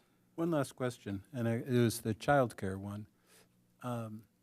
In how the DIF works, as a result of the state providing the transitional kindergarten, that is the years 4 and 5, the costs of that there's no longer a market, in other words, for that age group of children, because the state offers it free. So, for the most part, the need is essentially in the younger ages. With this, like it's 0 to 3, for instance, would this DIF provide for potentially, we can specify it as we see fit to designate what we're collecting for, what sort of childcare facilities we think appropriate? We'd have that authority? I apologize. I have not been part of that work effort. Okay. So It's probably premature to. And Madam Mayor and Councilmember Kaz, and I do think it is premature. So this task was added when the council requested that it be added to the planning work plan. So when Mr. Rijo saw that it was added as a priority for planning, he knew that it was going to be a collaboration, and so he added this. But that question, how the DIF will be applied and so forth and so on has not been worked out yet. Okay, that's fine. But a good question. I mean, that'll be one of the fundamental questions is how it applies and what is it for. Okay, thank you. That's it for me. Thank you. Thank you for your presentation. I will comment briefly on, thank you, Councilmember Kasdan, for bringing up the question about grants, because that was one of my questions. I was kind of wondering how that went, so now I understand, so thank you. And as far as the child care, you brought up this situation where if you're 4, you can go to a regular elementary school, but it's only, what I'm hearing, it's only until noon. So it doesn't work. So there's still a need for childcare if you, if you have a full-time job, And I remember our Senator Monique Limon said, I love the program, but I have to work all day, so I can't access. So it'll be interesting to see how it evolves and what the need will be. So I'm just commenting on that. Yeah. Home at noon? Yeah. One of the local challenges is finding the funding to extend half-day to be Yes. full day, and Yeah. lots of other cities and states have dealt with that. Yeah. I just have a quick question on, I saw something that I saw on your slides, projects and programs and estimate of completion, and there was one that was completed in September of 2025, and it was the update to the city's general business license application process to make it user-friendly, including providing an update hard copy application process and pathway for nonprofits. I'm just curious if you have any information on how that's going. Is that working? It seems like you've updated it, and is it user-friendly? Are you getting positive results? I think we're definitely getting there. In the sense that, we actually had paper applications when the business license was handled through that current financial software. And then we onboarded with Magnet and that portal. And then coincidentally, COVID came around and we really pushed to go virtual, online, because we weren't passing around paper. But then once we started coming back and people came in, it was more apparent that I may not know how to use a computer. No problem. Here's a piece of paper. So we kind of went from paper to online, but with the use of paper for when it's convenient or needs to be more accessible. So that was simple, but yet profound idea of the day and age of virtual, but paper's still useful. And then even for the nonprofit, that might have just been a what aspect of business are we not capturing in what was started off as like a registration process. So the nonprofit business, although you may not have to pay anything, we actually want your information. So what do we build out a different type of application, paper and in the working with the online, with the Magnet IT support. Great. And as far as even improve, so on those two specific topics, depending if you had other comments of improvement, and honestly, sometimes it might just be someone who was the first to come up with an idea. I'm like, let's see if we can do that. Good. Those are all my questions. I'd like to open it up to the public if there's any questions from the public. Thank you, Madam Mayor and Council. I've not received any speaker slips. If any attendees on the webinar wish to speak to this item, please use the raised hand feature and I will call upon you. Mayor and Council, I'm seeing none. Okay. Back to council for any more questions or entertain a motion to, so we're going to be adopting, the word. Thank you. No more questions? Who would like to make the motion? I'd be happy to. I would move that we adopt the annual work program for the Finance Department for fiscal year 2026 to 2027. I'll second. Okay. Roll call vote, please. Thank you, council members. Please lock in your votes. Beginning with Councilmember Kasdan. Aye. Councilmember Kiriakou. Aye. Councilmember Reyes Martin. Aye. Mayor Pro Tempore Smith. Yes. And Mayor Perotti. Aye. Ayes have it. It's unanimous. Great. Thank you. Thank you so much. We're going to take a 10-minute break.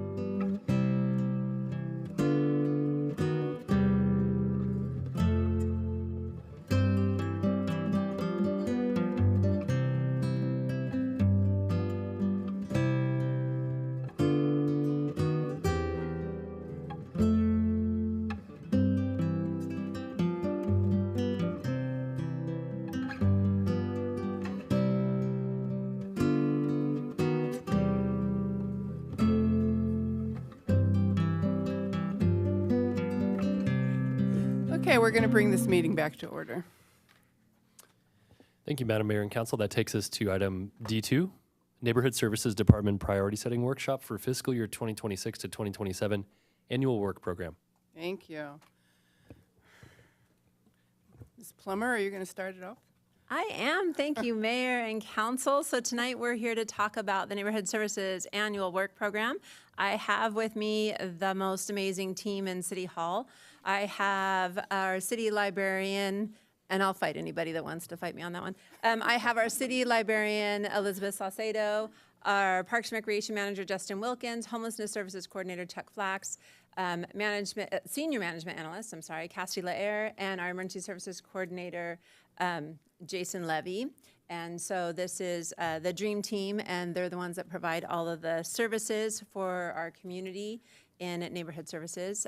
They are the services behind Neighborhood Services. So they're here to answer questions as we get going. So we'll go ahead and get started. Okay. So tonight's purpose is to update council on our existing work commitments and progress, review staffing and workload by the division and programs, propose and consider potential new work projects, discuss and set Neighborhood Services Department's work priorities for fiscal year 26-27. One of the things I wanted to point out is our department's very service-driven, not as much project-driven. So as you go through the work program, which I'm sure you read with vast enthusiasm and joy, that it's just a lot of services. So even looking at what our goals are for next year and even some of the long ranges, a lot of projects, but a lot of even the projects for next year are service-driven. So while they're prioritized in a numeric order, a lot of them are this as a plate. It's just one giant plate with all of our ingredients on it. We're pretty much doing all of it. So as we go forward, because we have a lot going on, I wanted to ask the council if you wanted to go through each division and ask questions after each division, or if you wanted to ask questions at the end. Save our questions to the end, or do each division? Up to you. What, at the end? I'm good with whatever. No one's telling me whatever, so I'll make it. Let's just do it at the end. Okay. Alrighty then. So we will go ahead and get started. So here is our organizational structure.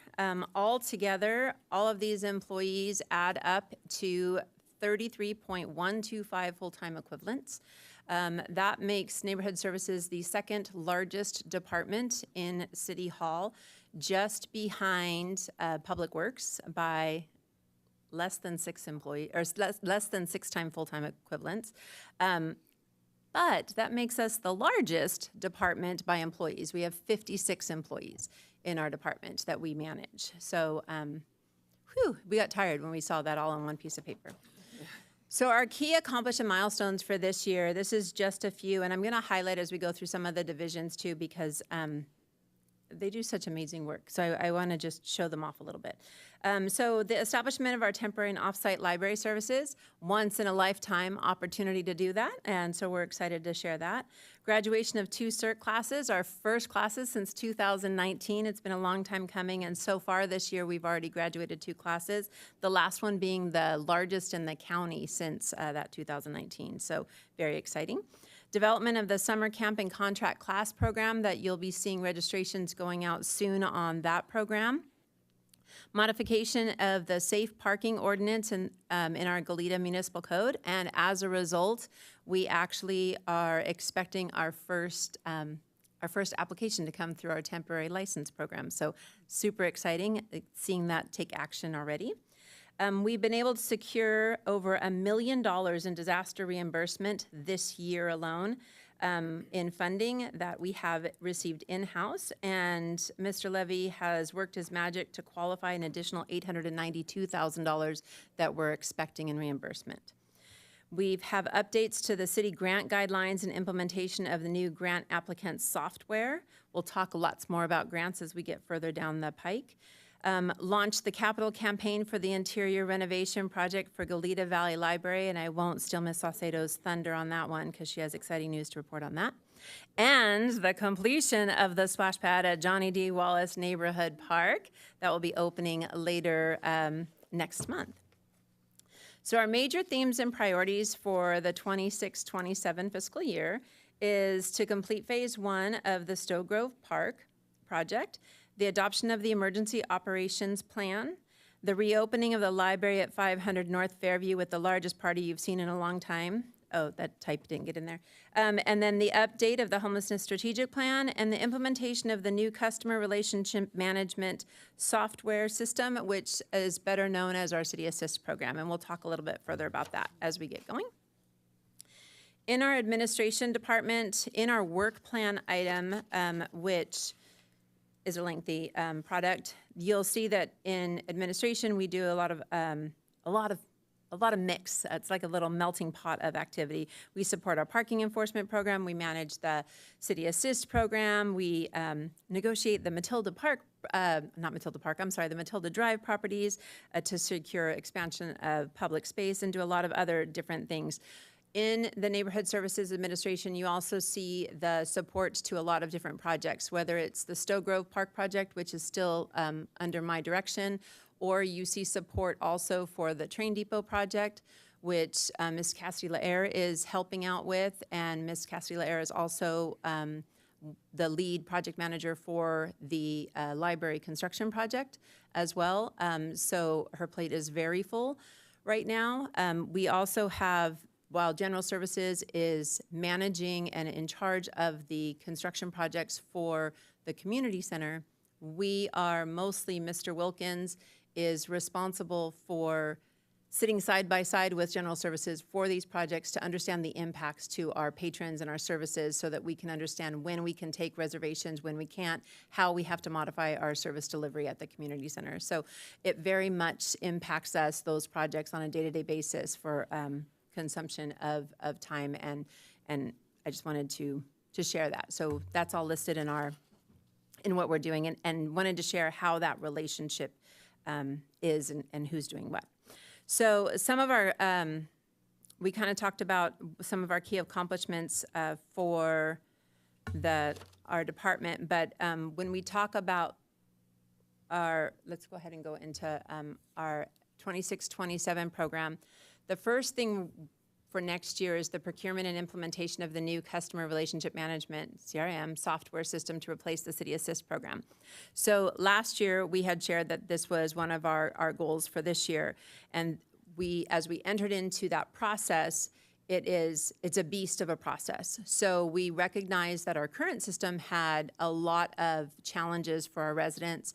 So we took a look at the system. We narrowed down what the options were, because when you opened up City Assist, you had 37 options to choose how you can get through, and people just got tired and they didn't want to do anything. So we narrowed it down from 37 down to 11 different options. So we narrowed the field to make it easier for the customers.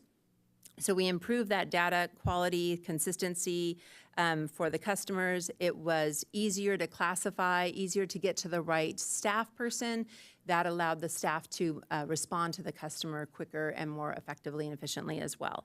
So we tried to make as many changes as possible up front to allow us more opportunity to do some more investigating on a new system. So we've started the investigative process on a new system, and there's a lot of them out there.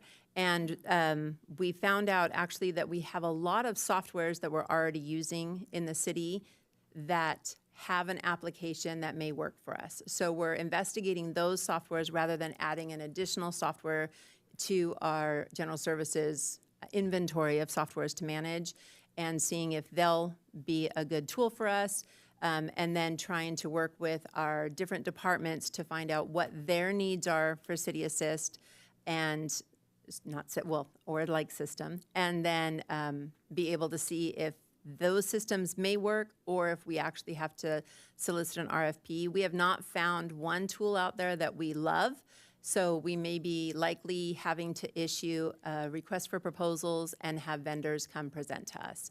So we are currently renewing our contract with City Assist on a 6-month basis rather than the annual, because we are trying to move as quickly as possible, but we're trying to be as methodical as possible through this process. So the next one you see is the ongoing coordination of administrative services, which is everything that is the back end of our department to keep our department running, creating the standardized electronic filing system. Some of us came from different areas, and everybody files just a little bit different, so trying to keep everything in a systematic approach so that everything makes sense to anybody that comes in. And then to continue to negotiate for the property on the Matilda Drive for expansion of the open space at Elwood. We're currently talking to 2 property owners now. Okay. Emergency services. So as we mentioned, emergency services has been quite busy. I would like to share that Mr. Levy has just finished his first year with us in the department, and which is great. He's done a fantastic job. He picked up things and ran with everything. But one of the things I wanted to point out with him and a few other people new to the city is we get a fresh look at things, which is always great to say that we're not doing things just because we always did them. So this is why we did them before, but we can have a fresh perspective. So Mr. Levy has been able to look at some things and really do an outside evaluation of some of our processes, and has been able to really take a look at some things under some of our accomplishments. They're listed for you in the work plan, but I kind of wanted to point out on our disaster service workers, which all of our city employees are disaster service workers. Everybody has to take online courses. We were not as up to par on that training as we needed to be, and Mr. Levy brought us up to all the way up to 96% compliance before FEMA shut down. And right now we're still sitting at 93%, and that's only because the online education portal is shut down right now. But as soon as that's back, he has a list of people he'll be encouraging to be taking their testing so that we can bring us back up to that 96 to 100% compliance. And then our EOP, as council is aware, we'll have an update coming to a revision for the EOP coming to council later this year. And that was just originally supposed to be an update, but it turned into a complete revision based on a lot of the factors that we've shared with you historically. And then a lot the CERC program and some of the other things we've mentioned before. So for next year, for emergency services, we have the complete revision to the City Emergency Operations Plan, the EOP, which will include the Continuity of Operations Plan, which is affectionately known as the COOP, the EOP functional annexes and EOC standard operating guidelines, continue to expand our outreach efforts, increase the number of CERT offerings, restore the Goleta CERT Disaster Service Worker Volunteer Program. That is the volunteer CERT program where we actually put them to work when something happens. During the Thomas Fire, we dispatched them to hand out masks. And during COVID, we actually had our CERT volunteers walking around and educating our businesses. So bringing them back. We will be continuing to train city staff and city volunteers as disaster service workers, continue to secure financial reimbursement for declared disasters, and update to the local hazard mitigation plan. Our long-range projects is the implementation of a radio communication system here at City Hall in case we lose all other communications, implementation of converting the Marburg trailers to battery recharging stations to be dispatched during disasters for use by residents. For transparency purposes, we did write a grant for one of these, so we're waiting to hear. We might be able to convert one of those should we be funded. The evaluation of the city's emergency operations plan using Homeland Security Exercise Evaluation Program methodology, and build city staff capacity for mitigation and recovering disaster mission areas. So lots of acronyms in emergency services. Okay, in our grants program, earlier tonight during the finance presentation, Councilmember Smith, you mentioned that proper grant management can be a hefty burden. In this division, we're the ones, as Mr. Valdez had pointed out, in finance, we're the ones getting the money and making sure we're getting those reimbursements. In this division, we're giving away the money. We're giving away grants that are $1,000 up to $10,000, and we're giving away $250,000 worth of grants. So we're managing anywhere from 75 to 100 grant applications a year in just the city grants program in this division. So just to give you a little bit of context. Some of the accomplishments in this division, I just wanted to point out, this is this is Ms. Laer. So on top of her support of the train depot and the library project, she's also running the city grants program and supporting our office management team, and then also is supporting the CDBG program. And as you know, the CDBG has had its challenges this year, so it hasn't been the friendliest program area to support. So we've been working on updating the city grant guidelines and the CDBG guidelines, working on updating our federal language, and then in the midst of all that, we also had the ICE grant program that the city council had asked us to do. So we did that along with that roundtable program. And that all fell under Ms. Laer as well. In the grants program for 26-27, we have create and adopt various CDBG federal grant policies, including Section 3 policy, subrecipient monitoring, and risk assessment policy. We have monitor and update current practice and procedures based on changing federal guidance. That's like a moving target. Update Part 58 NEPA environmental review process and guidelines, including the process for other agencies receiving funding in our jurisdiction. So this is a requirement of us receiving CDBG funds, that if there is another agency that receives HUD funding in our jurisdiction, we're required to assist with their NEPA review. And so we actually received a request this year, and we're like, wow, okay. So we had to figure out what to do. So we're working on creating that entire process and making sure that our guidelines are crystal clear. Continue to build capacity and support for staff trainings, our systems and internal controls, and support to other agencies' program review. In our homelessness services division,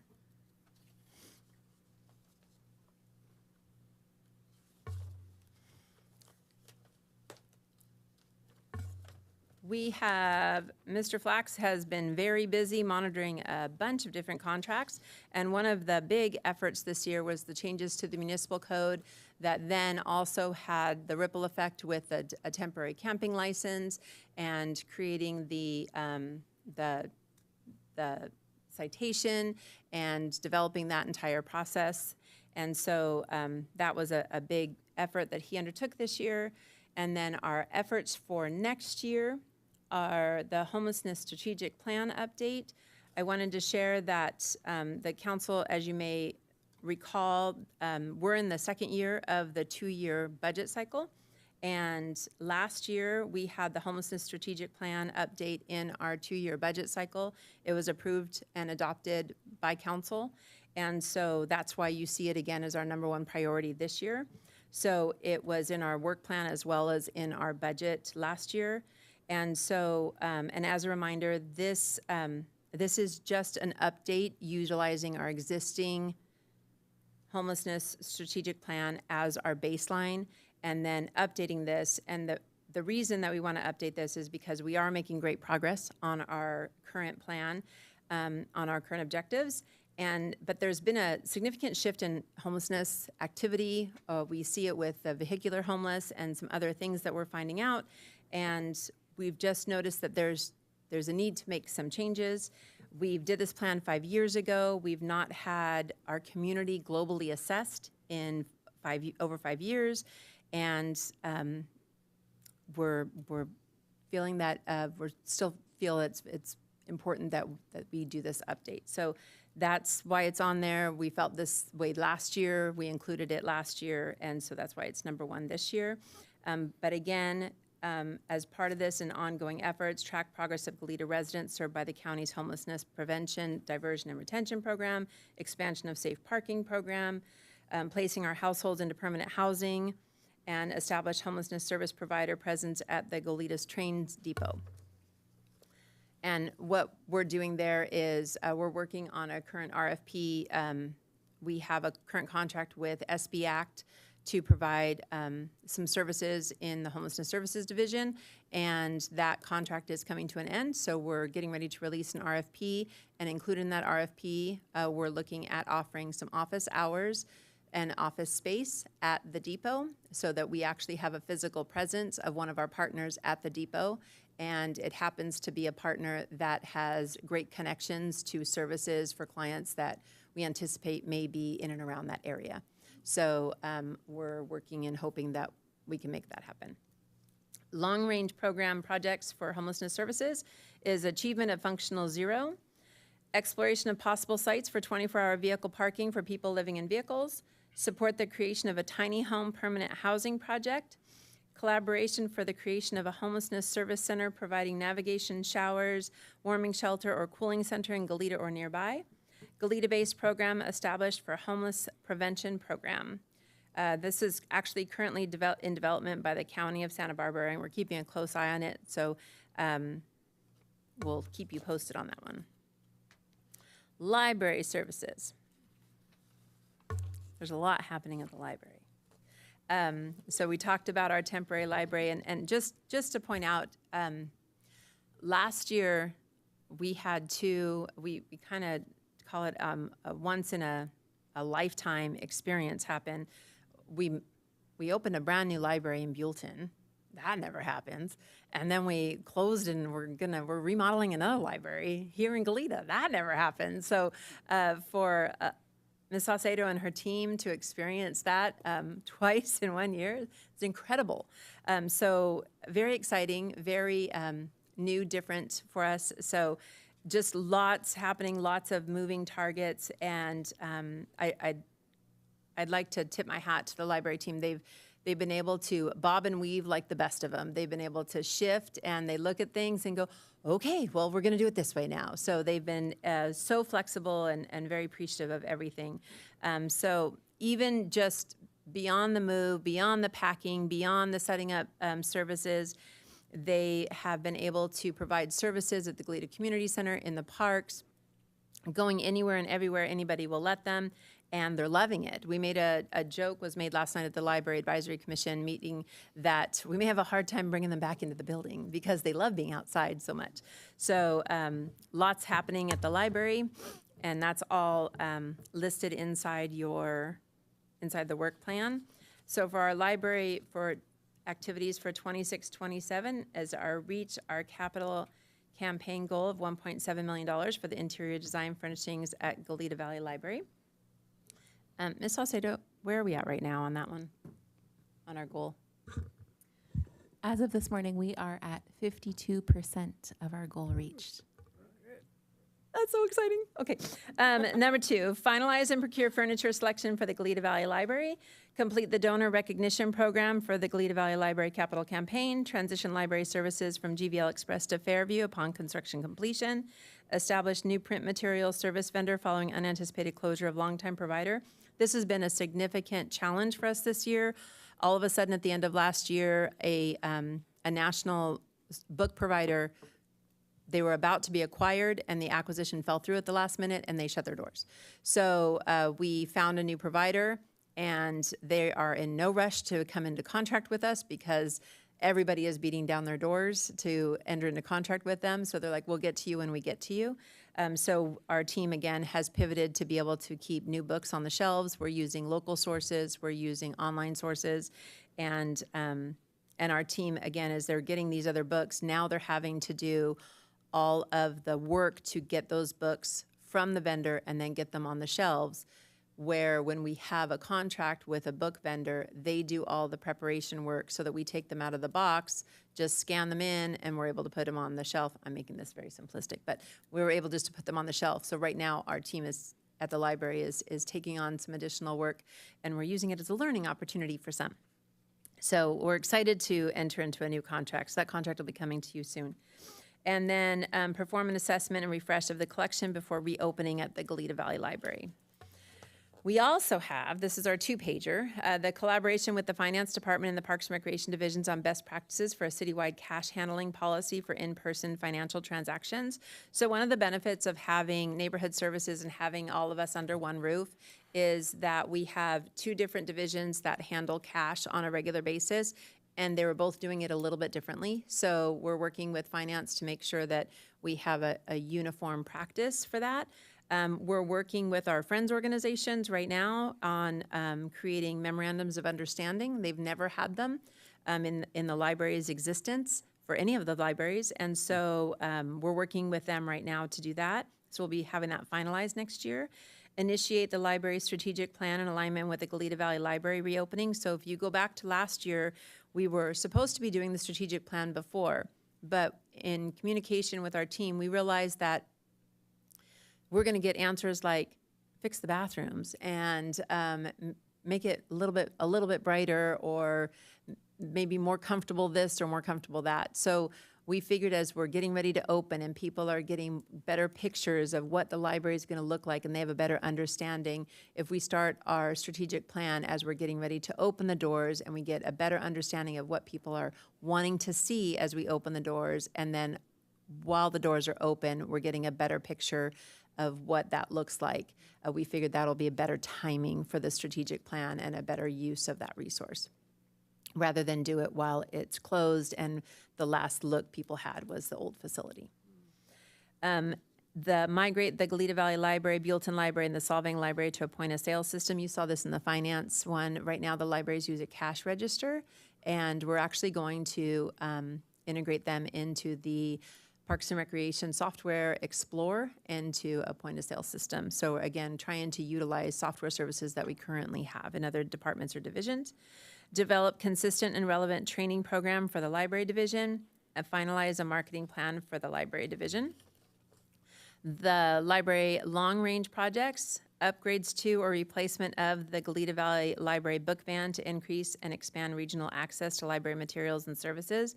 We love our book van, but our book van was pretty much designed as we feel it was designed as a pilot van, and we feel it needs either a pretty significant overhaul. Our dream is to have a bookmobile, which is more of a vehicle where people can actually get into it, come onto it, browse, and experience a library on wheels. And it would save time, it would save and create opportunity, so we may actually be able to have more stops with the same amount of staff time, because we don't have an unloading and loading time period when we go to places. We literally will open the door and put a sign out, and people can come in. So that's our dream, and we're already looking for funding sources for that. The creation of defined methodology and process for optimal issuing of library cards to every student within Zone 4. Expand outreach services and establish an ongoing schedule of engagement with community partners throughout Zone 4. Completion and implementation of library strategic plan following the establishment of services at Goleta Valley Library. It's going to take us a while to get that strategic plan completed. Design and implementation of community reads program throughout Zone 4 to promote literacy, engagement, and partnership. So lots going on at the library. And Parks and Recreation. So earlier today, we had the first of 3 pickleball listening sessions. So we've taken on the pickleball program at the community center. And after the meeting, one of the players came up to me and she said a quote, and I just thought it was beautiful, and I feel that the council will appreciate it. She said, "I want you to know I found my community at the Goleta Community Center."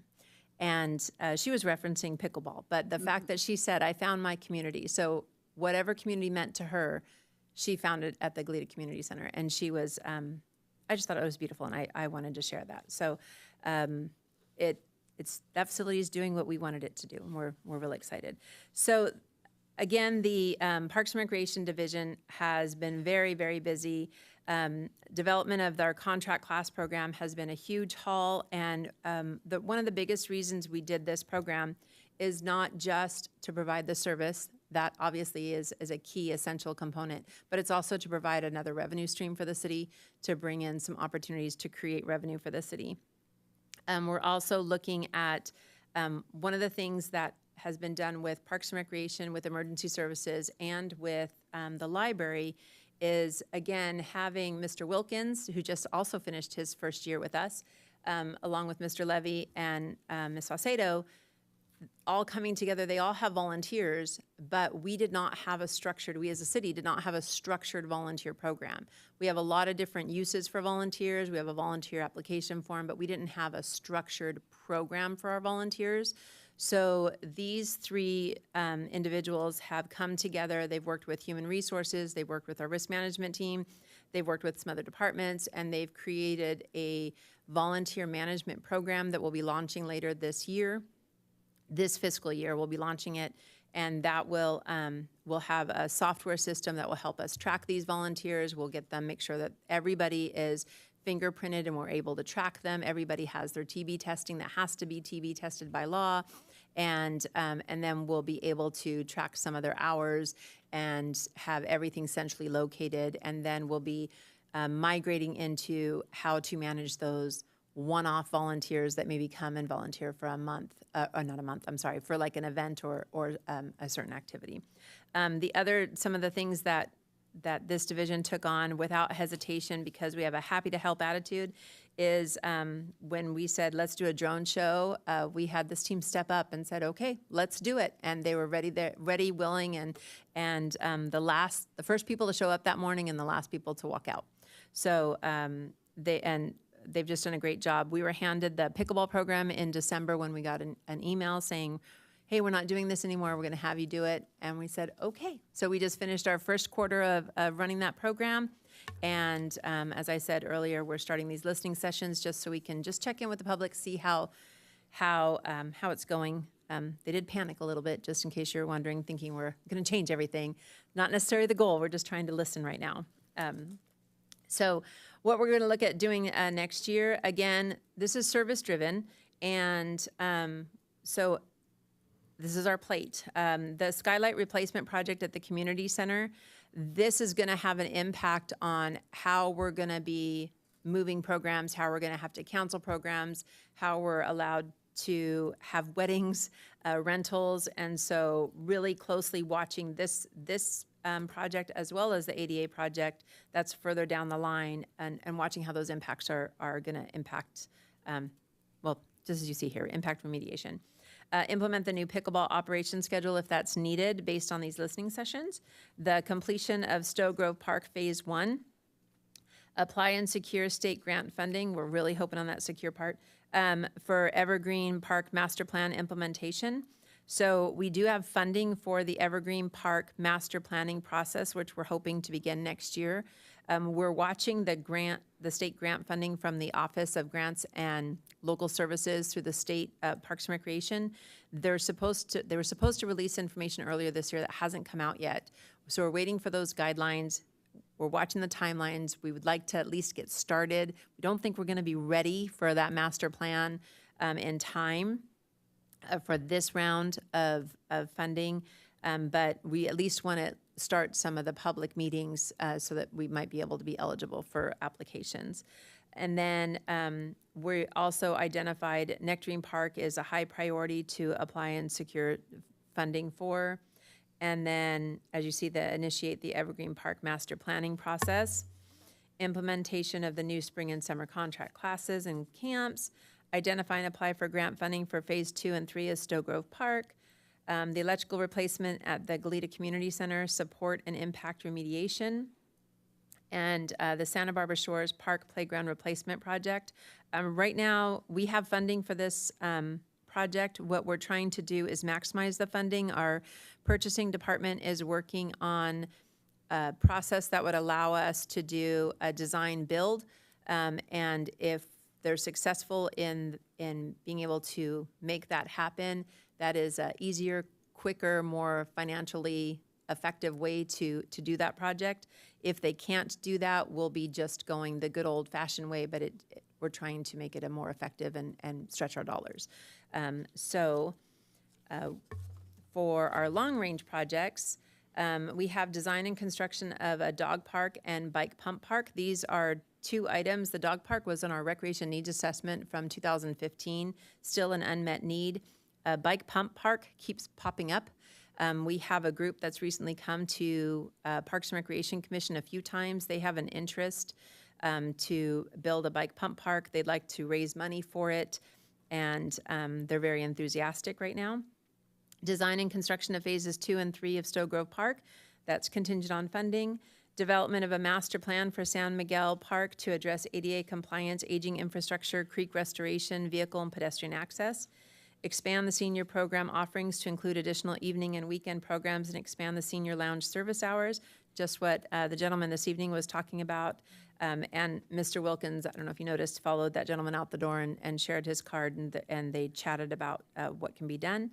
Expand contract camps and class offerings to include additional after-school and summer partners, offering more youth and adult recreation level sport and athletic options, develop and implement community special events, summer movie in the park series, community cultural events in the park, etc. So that's neighborhood services in a nutshell, a pretty big nutshell. So our team is here for questions, and I'm actually going to let them answer questions because I'm sure you're sick of hearing from me, but I'm happy to answer any questions as well. We always appreciate your excitement. Mayor Pro Tem Smith. Yes, thank you. Wow, thank you for that update. So many amazing things happening, and I do want to thank the staff for jumping in on the drone show, jumping in on the immigration grants work that we did. You know, some of these things that were not planned, or at least on a shorter term planning process. So I'm sure the full council shares those gratitudes. On the parks planning, thank you for that update and sort of thinking about Evergreen and sort of helping to manage expectations. And this is more of just a reflection and seeing that sort of the Stowe Grove Park process is like still ongoing.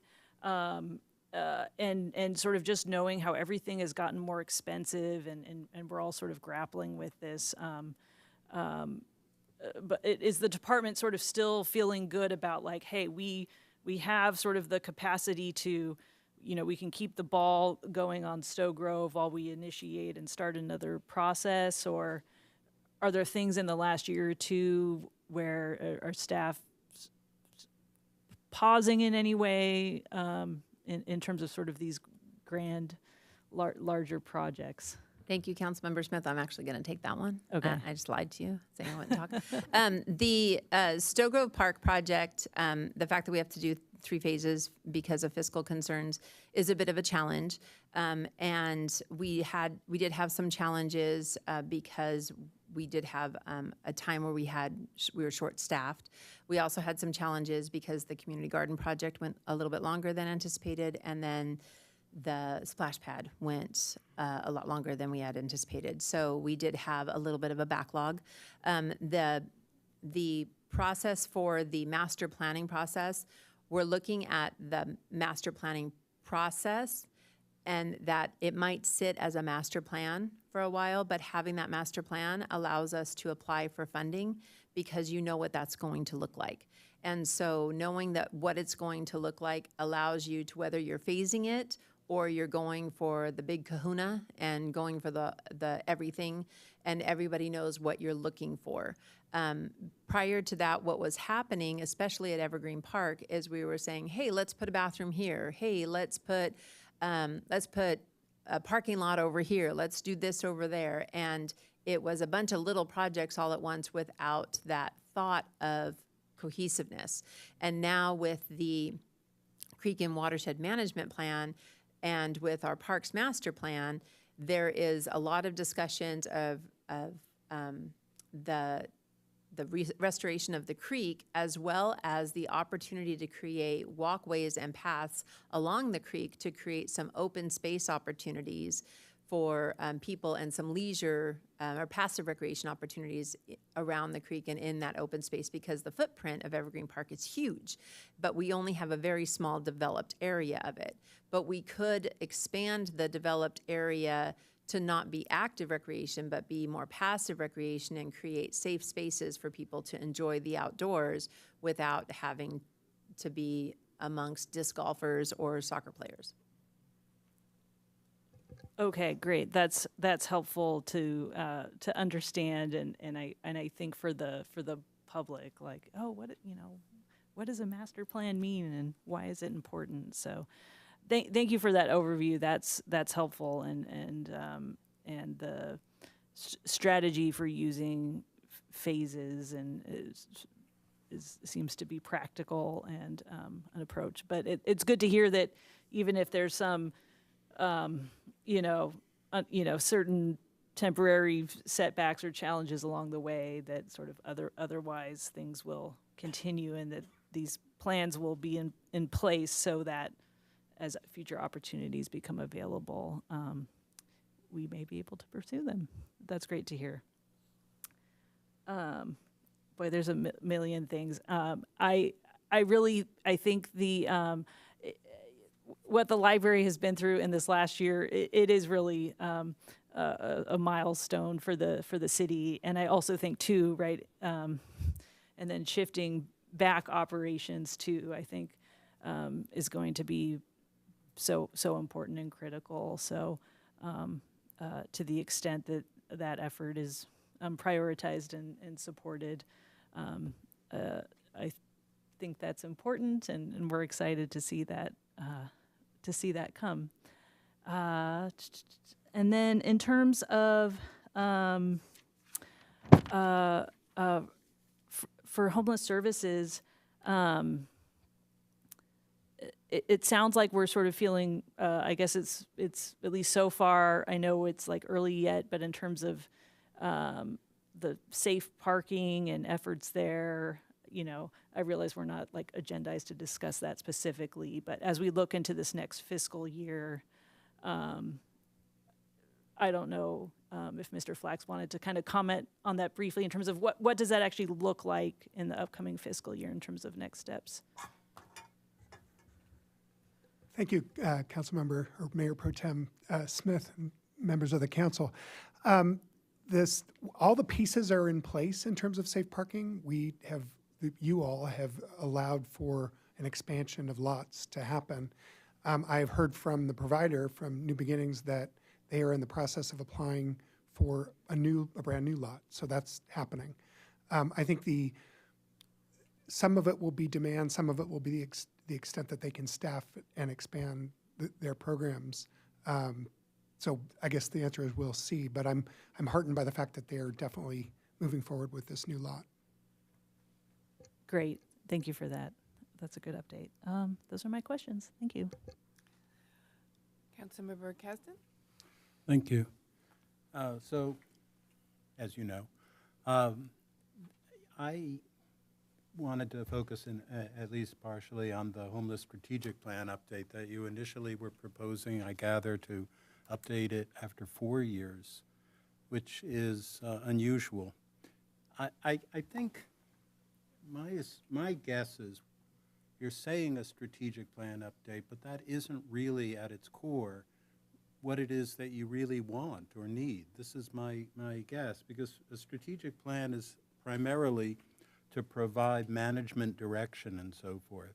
Now, let me ask you, our goals right now in this strategic plan, which is, if Claudia's out there, great job, to increase access to critical services for the homeless, to reduce the impacts of homelessness on the community, to prevent at-risk individuals from becoming homeless, in other words, prevention, and to increase the supply of transitional housing, permanent housing, and emergency housing. I can't imagine we're intending a new strategic plan would change those goals, right? I mean, those goals are, we're satisfied with those goals, I assume. I'm not sure I understand the question. Do you have a problem with the goals that we have in the strategic plan that you think an update is needed in order to correct them or adjust them? Yes. Is there something there in our goals in the strategic plan that's faulty? Yeah, the biggest problem is that they're not goals. They're a vision. And so what the intention of the strategic plan is, and specific to your question, is to create SMART goals. So strategic, measurable, actionable, reasonable, and time-bound. And the idea is that we can create measures and metrics that where we can really track and measure our progress. I think one of the benefits of having me in this position is that I've worked for many, many years in delivering services, and we currently don't have clear objectives to know how well we're doing.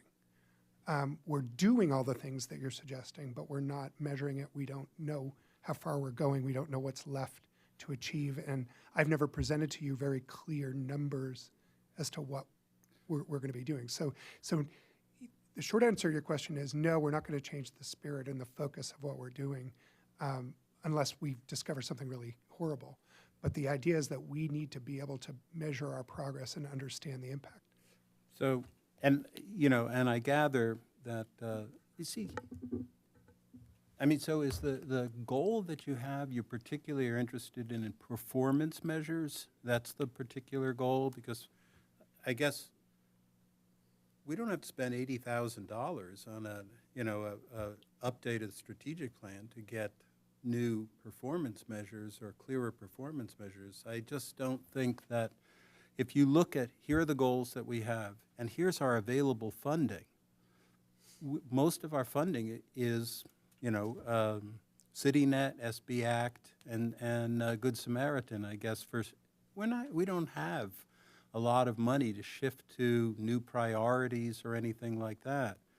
And our needs are so extensive. But if that's the specific goal that you have in mind, that's the priority, then I'm happy to work with you on doing that, enhancing the strategic plan in order to accomplish that, to specify that that's what it is that you want, as opposed to often when it's updating a strategic plan, you get a whole lot of padding and so forth, and it costs more to get things that aren't really going to have much value for us. So if that's the specific issue, then sure. I guess the one thing I would add is with especially with homelessness, our data is so challenged. It's so unreliable. So a performance measure is going to be, you know, how good they're going to be is questionable, because I have actually a lot of experience on performance measures, I have to say. But if that's it, then I'm happy to work with you guys. I'm happy to see that goes forward as far as that specific content. And to do so, I mean, to me, that would be a less costly option than the broader, big picture, you know, here Goleta is a community of 35,000 people, and, you know, all the things that a strategic plan otherwise includes. I guess, you know, another thing, and this goes to Mayor Pro Tem's comments about safe parking, do you know what % of our existing vehicular homeless are in safe parking now? So based on the count that we've done most recently, which is somewhat out of date, it was just a quarter. A quarter. Yeah. Because the thing is that we desperately, what we don't want, really, is to make, in essence, being homeless a crime. And we are now doing sanctions, having tickets on people potentially. Our goal is to get them into safe parking. But we need to, you know, have safe parking. We need to have lures to get them there. So I you know, would hope we can do, expanding safe parking by 20% leaves only a portion of those existing vehicles having access to safe parking. And, you know, among our priorities, that would be one to me, that we have the capacity to be able to bring people there. To me, safe parking is the perfect solution. It's providing people with a safe location where we can provide services. The community is happier, where there's toilets in the safe parking area. It's a win-win. And so as much as we can do to promote that, to enable that to happen. Okay, I guess I won't beat that to death, surprisingly. Let me see if there's other things that I wanted to talk about. We don't have, for the dog park and the bike pump, we don't have a location at this point. Is that right? We don't have an identified or approved location. Okay. Just clear. And would you talk about, one of the items you had for rec was expanding the after-school and the summer programs. So are we going to do contracts to add camps, sort of like the city of Santa Barbara does? Is that our goal? I'll let Mr. Wilkins take that. Yes, that would be the goal. Yeah, so we're currently starting this summer with a few contracted providers to provide summer camps, and we have one provider to do after-school programming, and the goal would be to continue to scale that up. It takes a considerable amount of time to put these contracts into place and to put the requisite insurance and all the background, to put the forms into place, and we're learning that process. So to identify the proper providers, to identify the proper types of service, and to provide the right locations, it's kind of a perfect puzzle. We also are beholden to the impacts at the community center and the impacts at Stowe Grove and some of our parks as they're undergoing construction. It's limiting some of the spaces that we do have to offer. So it's finding all those right mixes. So are we paying providers to come and provide after-school care? The opposite, actually. Okay. We're doing a profit share. And as we start, we have a targeted of a 70-30 or a 60-40 share. But as we start, there's a little bit of an adjustment. For one provider, for example, that we started with, they were willing to offer a very, very heavily discounted summer camp to folks in Old Town for a full day. And so in that regard, what they were using was Johnny Wallace multipurpose field. It was costing the city nothing. And in exchange, it was offering a really, really great service to the community. So we were willing to take a less share for that in that situation. But that was kind of a trial. They were willing to work with us as the first provider and kind of work with our growing pains. But so no, we are, the city is generally providing the registration support, help with the marketing through the Monarch Press and our social channels. And the primary thing that we're providing is our facilities or our parks. And the contractor is providing the staffing, the expertise, the insurance, and all the liability. And they, in exchange, take a portion and we take a portion. So people are still paying. Yes. So it's going to be, in essence, comparable in some fashion to the existing after-school programs at all the elementary schools, for instance. Is that right? We're aware of them. I'm not intricately informed on that, how that process is run, but I would, it sounds very similar. So the parent or participant will pay the city. The city will collect all the funds, and then based on our contracted amount, we will issue the contractor a check based on the percentage that they've contracted with us. Okay. And then we will retain the percent that we're keeping. Yeah, I don't know how they operated at the schools. I know that in the human services, we gave grants to a number of after-school programs. But I guess we want, as we go forward with this, we want to be kind of aware how they all fit together. And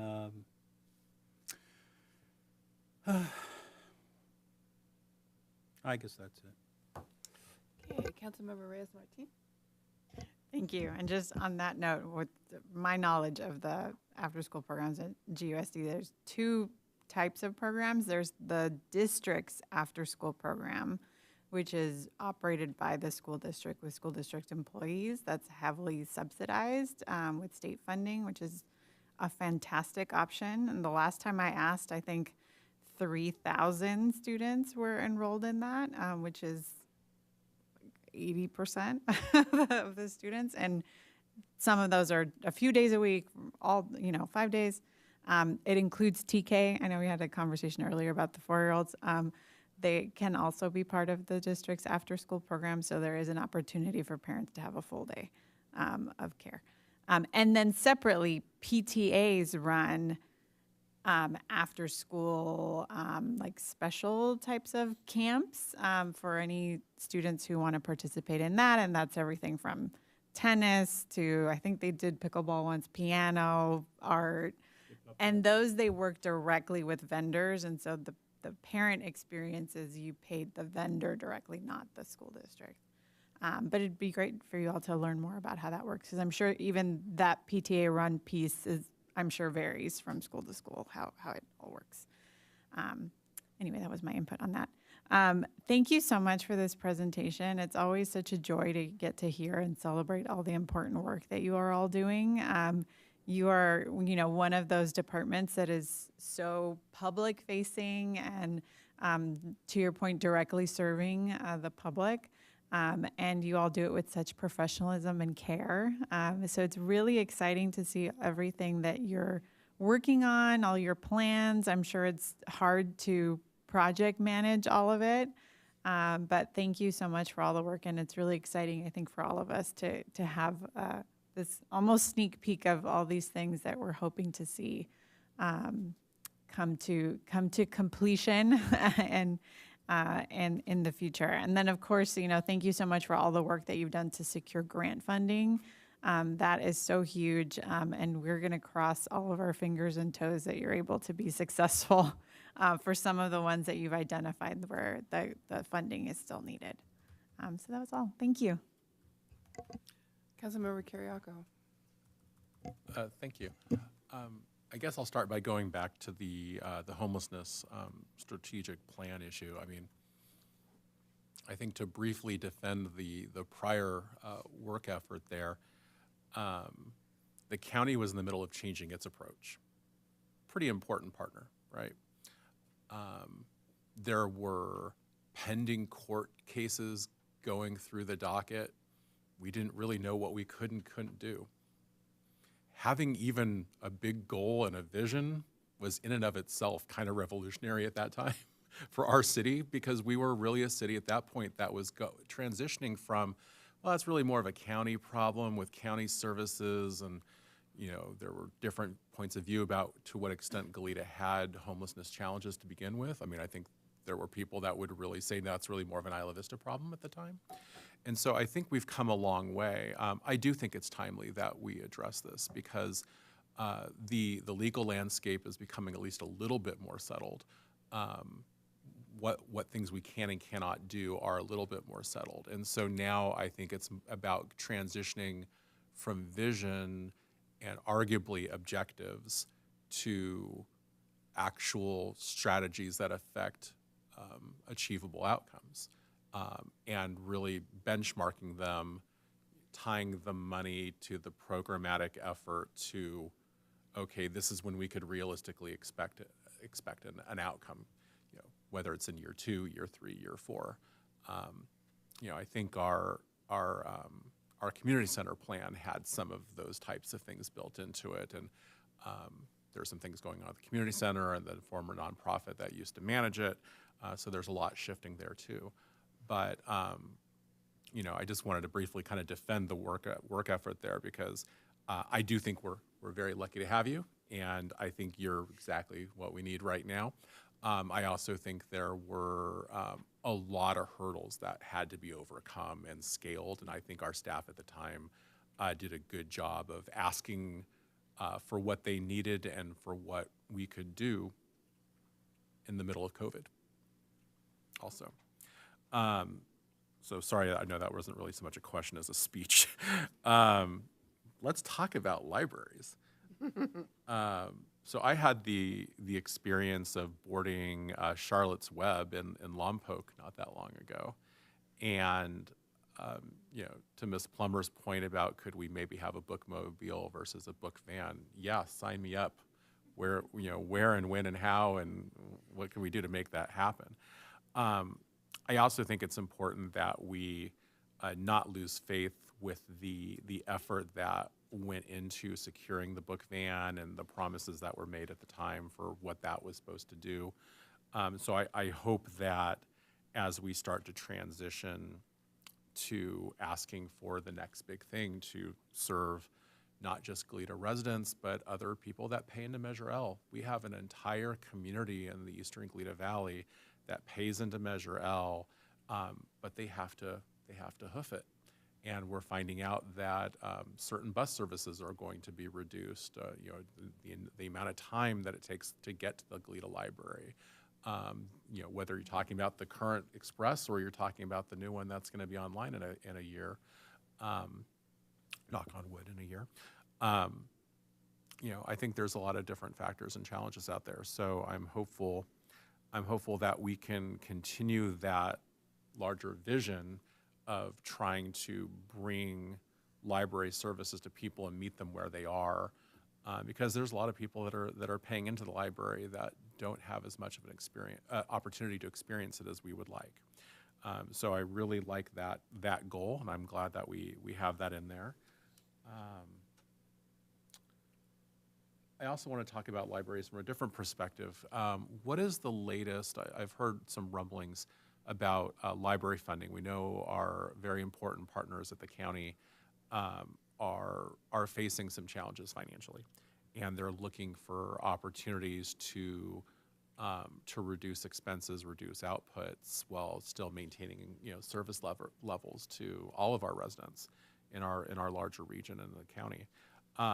What's it looking like for fiscal year 2026, 2027 for the Goleta Library as a zone library that serves our residents, neighboring residents, and residents going all the way up to Buellton, Solvang, and Los Olivos, and San Ynez?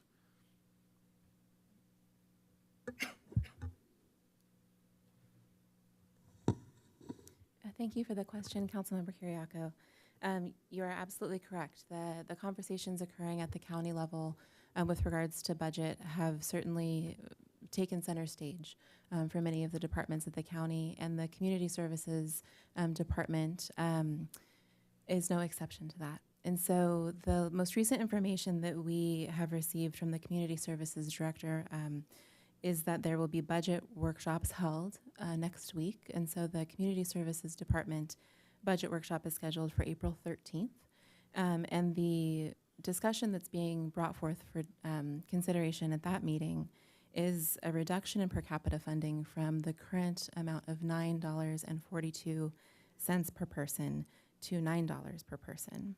And so in terms of our Zone 4 population, as you mentioned, that includes everything from the Eastern Goleta Valley, the Community Service Area 3, through Goleta into Isla Vista, Gaviota, Buellton, Solvang, Los Olivos, San Ynez, and that entire population comes to a total of 111,131 individuals.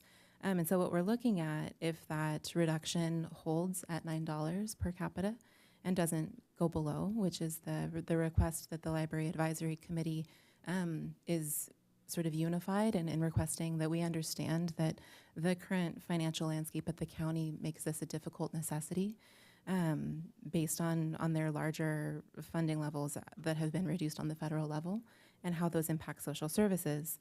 If that does, that reduction is what is put into effect for 26-27, it'll be a reduction of about $46,000. And so that's what we're including right Overall? now. Yes, Okay. Throughout Zone 4. Okay. Yes, correct. How would that impact our ability to serve the larger zone? So, for example, we have a book van. That book van was acquired through a grant. The goal and scope of that book van was to provide library services to the Isla Vista area. If the per capita goes down, there's no more grant money to run that program. Most of that money went into the van itself, right? So how would that reduction per capita impact our ability to continue that program, or would we have to municipally subsidize that county program in order for it to go forward? There's been a little bit of talk of the county about whether or not they're subsidizing a municipal service, so I wanted to ask that question and ask it in that particular way.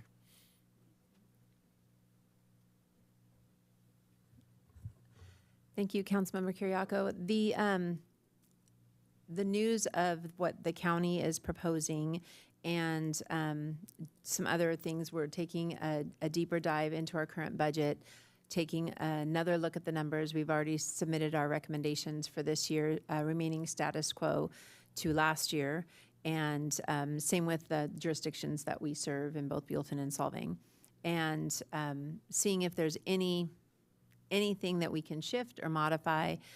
We have recently modified the book van, specifically the schedule, to be a safer schedule, to provide more continuity, more opportunity for people to maximize the opportunities there. So we're hoping that from a service delivery, we don't have to alter the day-to-day services either at Express, in our story time programs, our any of the programs or services offered at the community center, or again, the book van services. The first place, if we have to cut, it would be in some of our outreach events and activities if we cut. But we are taking a look at that. For some of our jurisdictions, they have been able to build a little bit of a reserve. And that's what we've been working with our finance department to, we identified last year the goal to build a reserve for all 3 libraries, so that in trying times, we have a reserve to look to specifically for the libraries. We didn't get much traction on that before we had a challenge, but we are looking, talking with those city managers right now and looking at that picture to see what that looks like as well.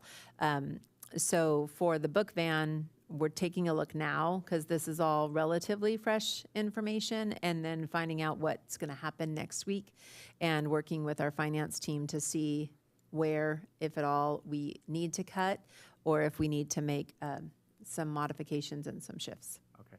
And can you give me a rough guesstimate of what we're spending for I think it's 1.5 FTE for that position, for that service? Sure. The staff time, right now we have 4 staff. They each work about 15 hours a week year-round, and they are running a right around $90,000 a year. Okay. Okay. Well, that's going to be close on the per capita, but maybe they can make it work. Is there anything else I wanted to ask about right now? I think that's it for me for right now. Thank you. Well, I'm going to jump in. Since I sit on the Homelessness Committee as well as Councilmember Kasdan, first of all, thank you, Mr. Flax, for all the work I know, I see, I hear, I listened about all the work that you're doing in the field. Out in the field, you know every homeless person's name, and you know their story, and you work very hard. When we first started the strategic plan, it was, correct me if I'm wrong, I think it was right before, we had several workshops, and we had them at the community center, and they were very well attended. And we had a couple of folks that were experiencing homelessness actually participate, which was really great to hear from them.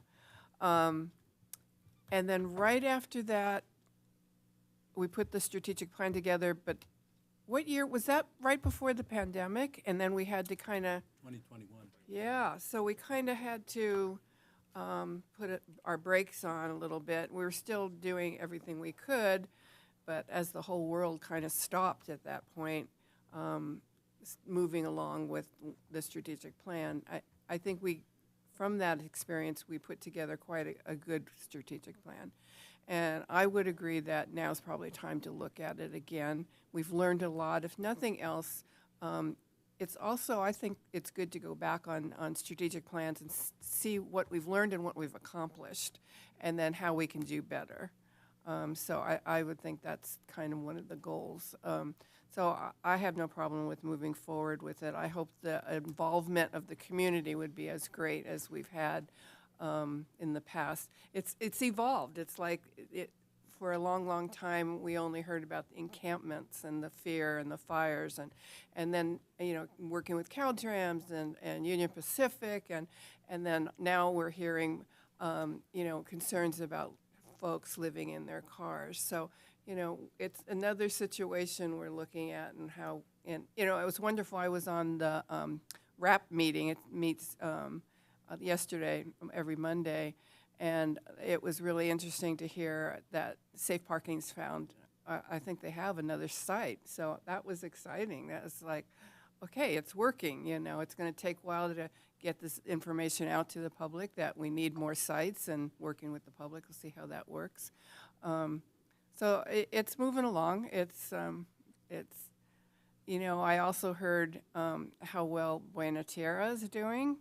They are full, and it was a little bit of a bumpy road, but there's also, I heard about Patterson Point today, and you know, the gentleman that was speaking said there was such a need for folks that have experienced homelessness, have been homeless for a while, to really understand what it's like to live in a unit, to have a kitchen, to have a bathroom, to have a door that locks.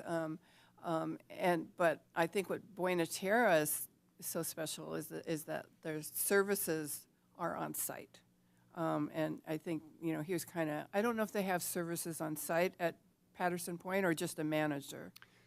Mayor Purdy, thank you for that question. So I was explaining actually to Ms. Plummer today, the projects that are both under development and opening, so Patterson Point, Heritage Ridge, Hollister Lofts on Hollister, I want to say there's a fourth, I can't remember now, are all funded with very specific Housing for a Healthy California funding, which includes, in addition to all the other funding they get for building the projects, long-term service funding.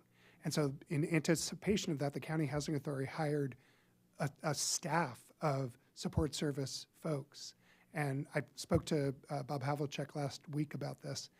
Their plan is to really do wraparound and case management for each person using those resources that they have at their disposal. So it's actually an enhancement to what we saw at Buena Tierra because of this additional funding. Each person will have their own case plan. Each person is going to have a lot of support.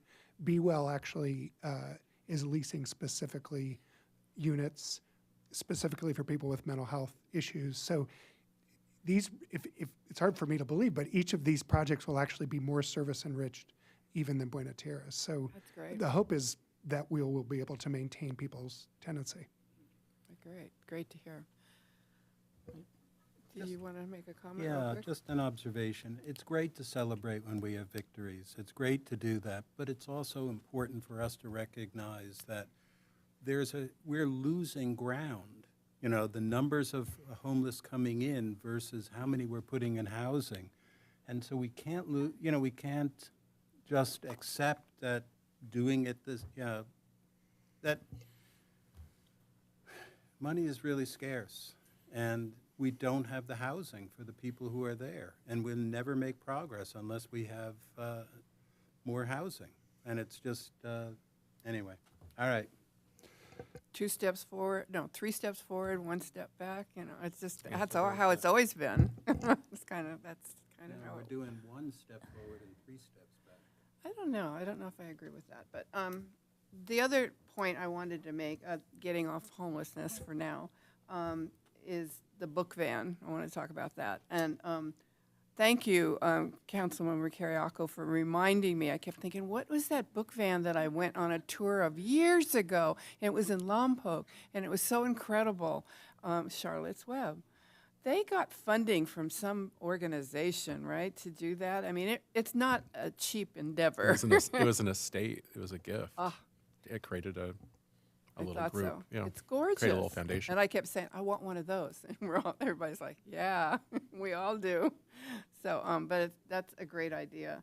Okay, what else did I want to say? That's really all I have to say right now. But thank you all for, I know, Jason Levy, you gave me a tour of upstairs, what are you calling it? The Emergency Operations Center. Yes, and I think you're going to give all the council members a tour, but I got to be the first one. I felt pretty special. It was pretty cool what I learned up there and all that you're doing, so thank you for that. Okay, I think we should, Councilmember Mayor Pro Tem Smith. Oh, just a brief follow-up to Councilmember Kasdan's comments. You know, I did see sort of on the long vision under homelessness services is these issues of prevention and I realize that things are tight, but right, it's certainly more cost effective to keep people housed and a lot of people also don't realize like the role in legal services in that in that process. That, you know, targeted eviction defense services for, you know, seniors. You know, it's really, when you're working with somebody who's 85 years old and being evicted, is not something the general public necessarily sees. But, you know, in the day-to-day work that I do, you see it all the time. So, you know, there's lots of different strategies, whether it's like short-term rental assistance, you know, maybe helping people through a difficult period, you know, connecting a senior who's like currently in market rate housing to other housing, diversion programs that the county has. So I do think in the coming years, and it's a balance, right? Like there's obviously a humanitarian crisis that just comes with people, you know, being out on the streets. And it's a balance, but I do think over time that prevention efforts, we may see more attention and need to focus more attention on prevention efforts. I've always agreed with that philosophy, but I think we were in such a crisis mode for a while that was, you know, we had to help the ones that were out there first, and it's frustrating to me that, you know, I hope that we put more time and energy and money into prevention, because get folks help before they are living out in the elements for years. You know, it's just not right. You know, and I have people that I've known, family members that were at a point where they thought they were going to be homeless. They were losing their housing, and they called and said, you know, where can we go? What can we do? And the response at that time, I hope it's changed, the response was, call us back when you're homeless. You know, that to me was unacceptable. So we need to put more energy into that. I agree. And I do, on a positive note, I love the idea, the gentleman that came in from the about the community center, the seniors. Those seniors want more, don't they? They do. That'd be kind of cool to work on that plan. Thank you. Thank you what you do there. Thank you. Okay. Do we have any speakers from the public? Are they I have still no with speaker us? slips, Madam Mayor. If any attendees on the Zoom webinar wish to speak to this item, please use the raise hand feature, and I will call upon you.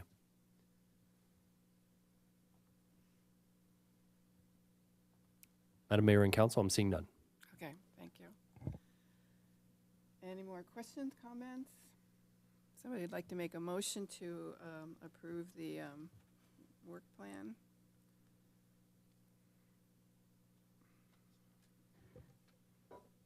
Sure, I'll make the motion.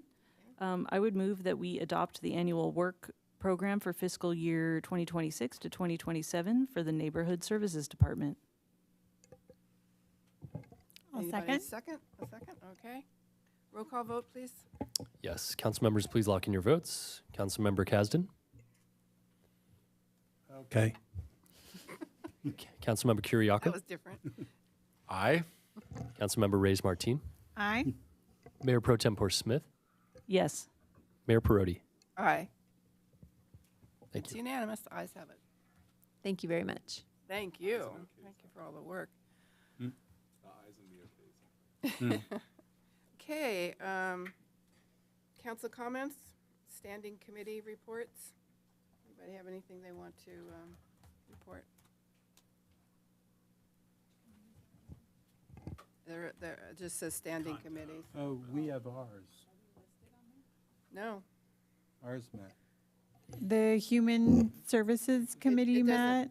Okay, go ahead. We reviewed city grant applications, and those will be coming to a future council meeting. The Economic Development and Revitalization Committee also met and reviewed city grant applications. So those will be coming forward. You had quite a few applications, didn't Yeah, just a couple dozen. you? Thank you. Any other comments?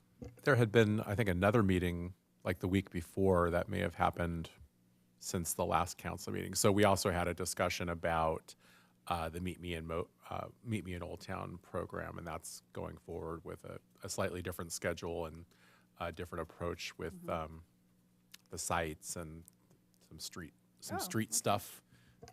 And with the tie-in to some World Cup match watching, which will be what? fun. World Cup matches. Oh. There might be an opportunity to have some public viewing. Oh, you'll project the games? That's nice. They promised. Okay. City manager, anything? No. Mr. Rosen?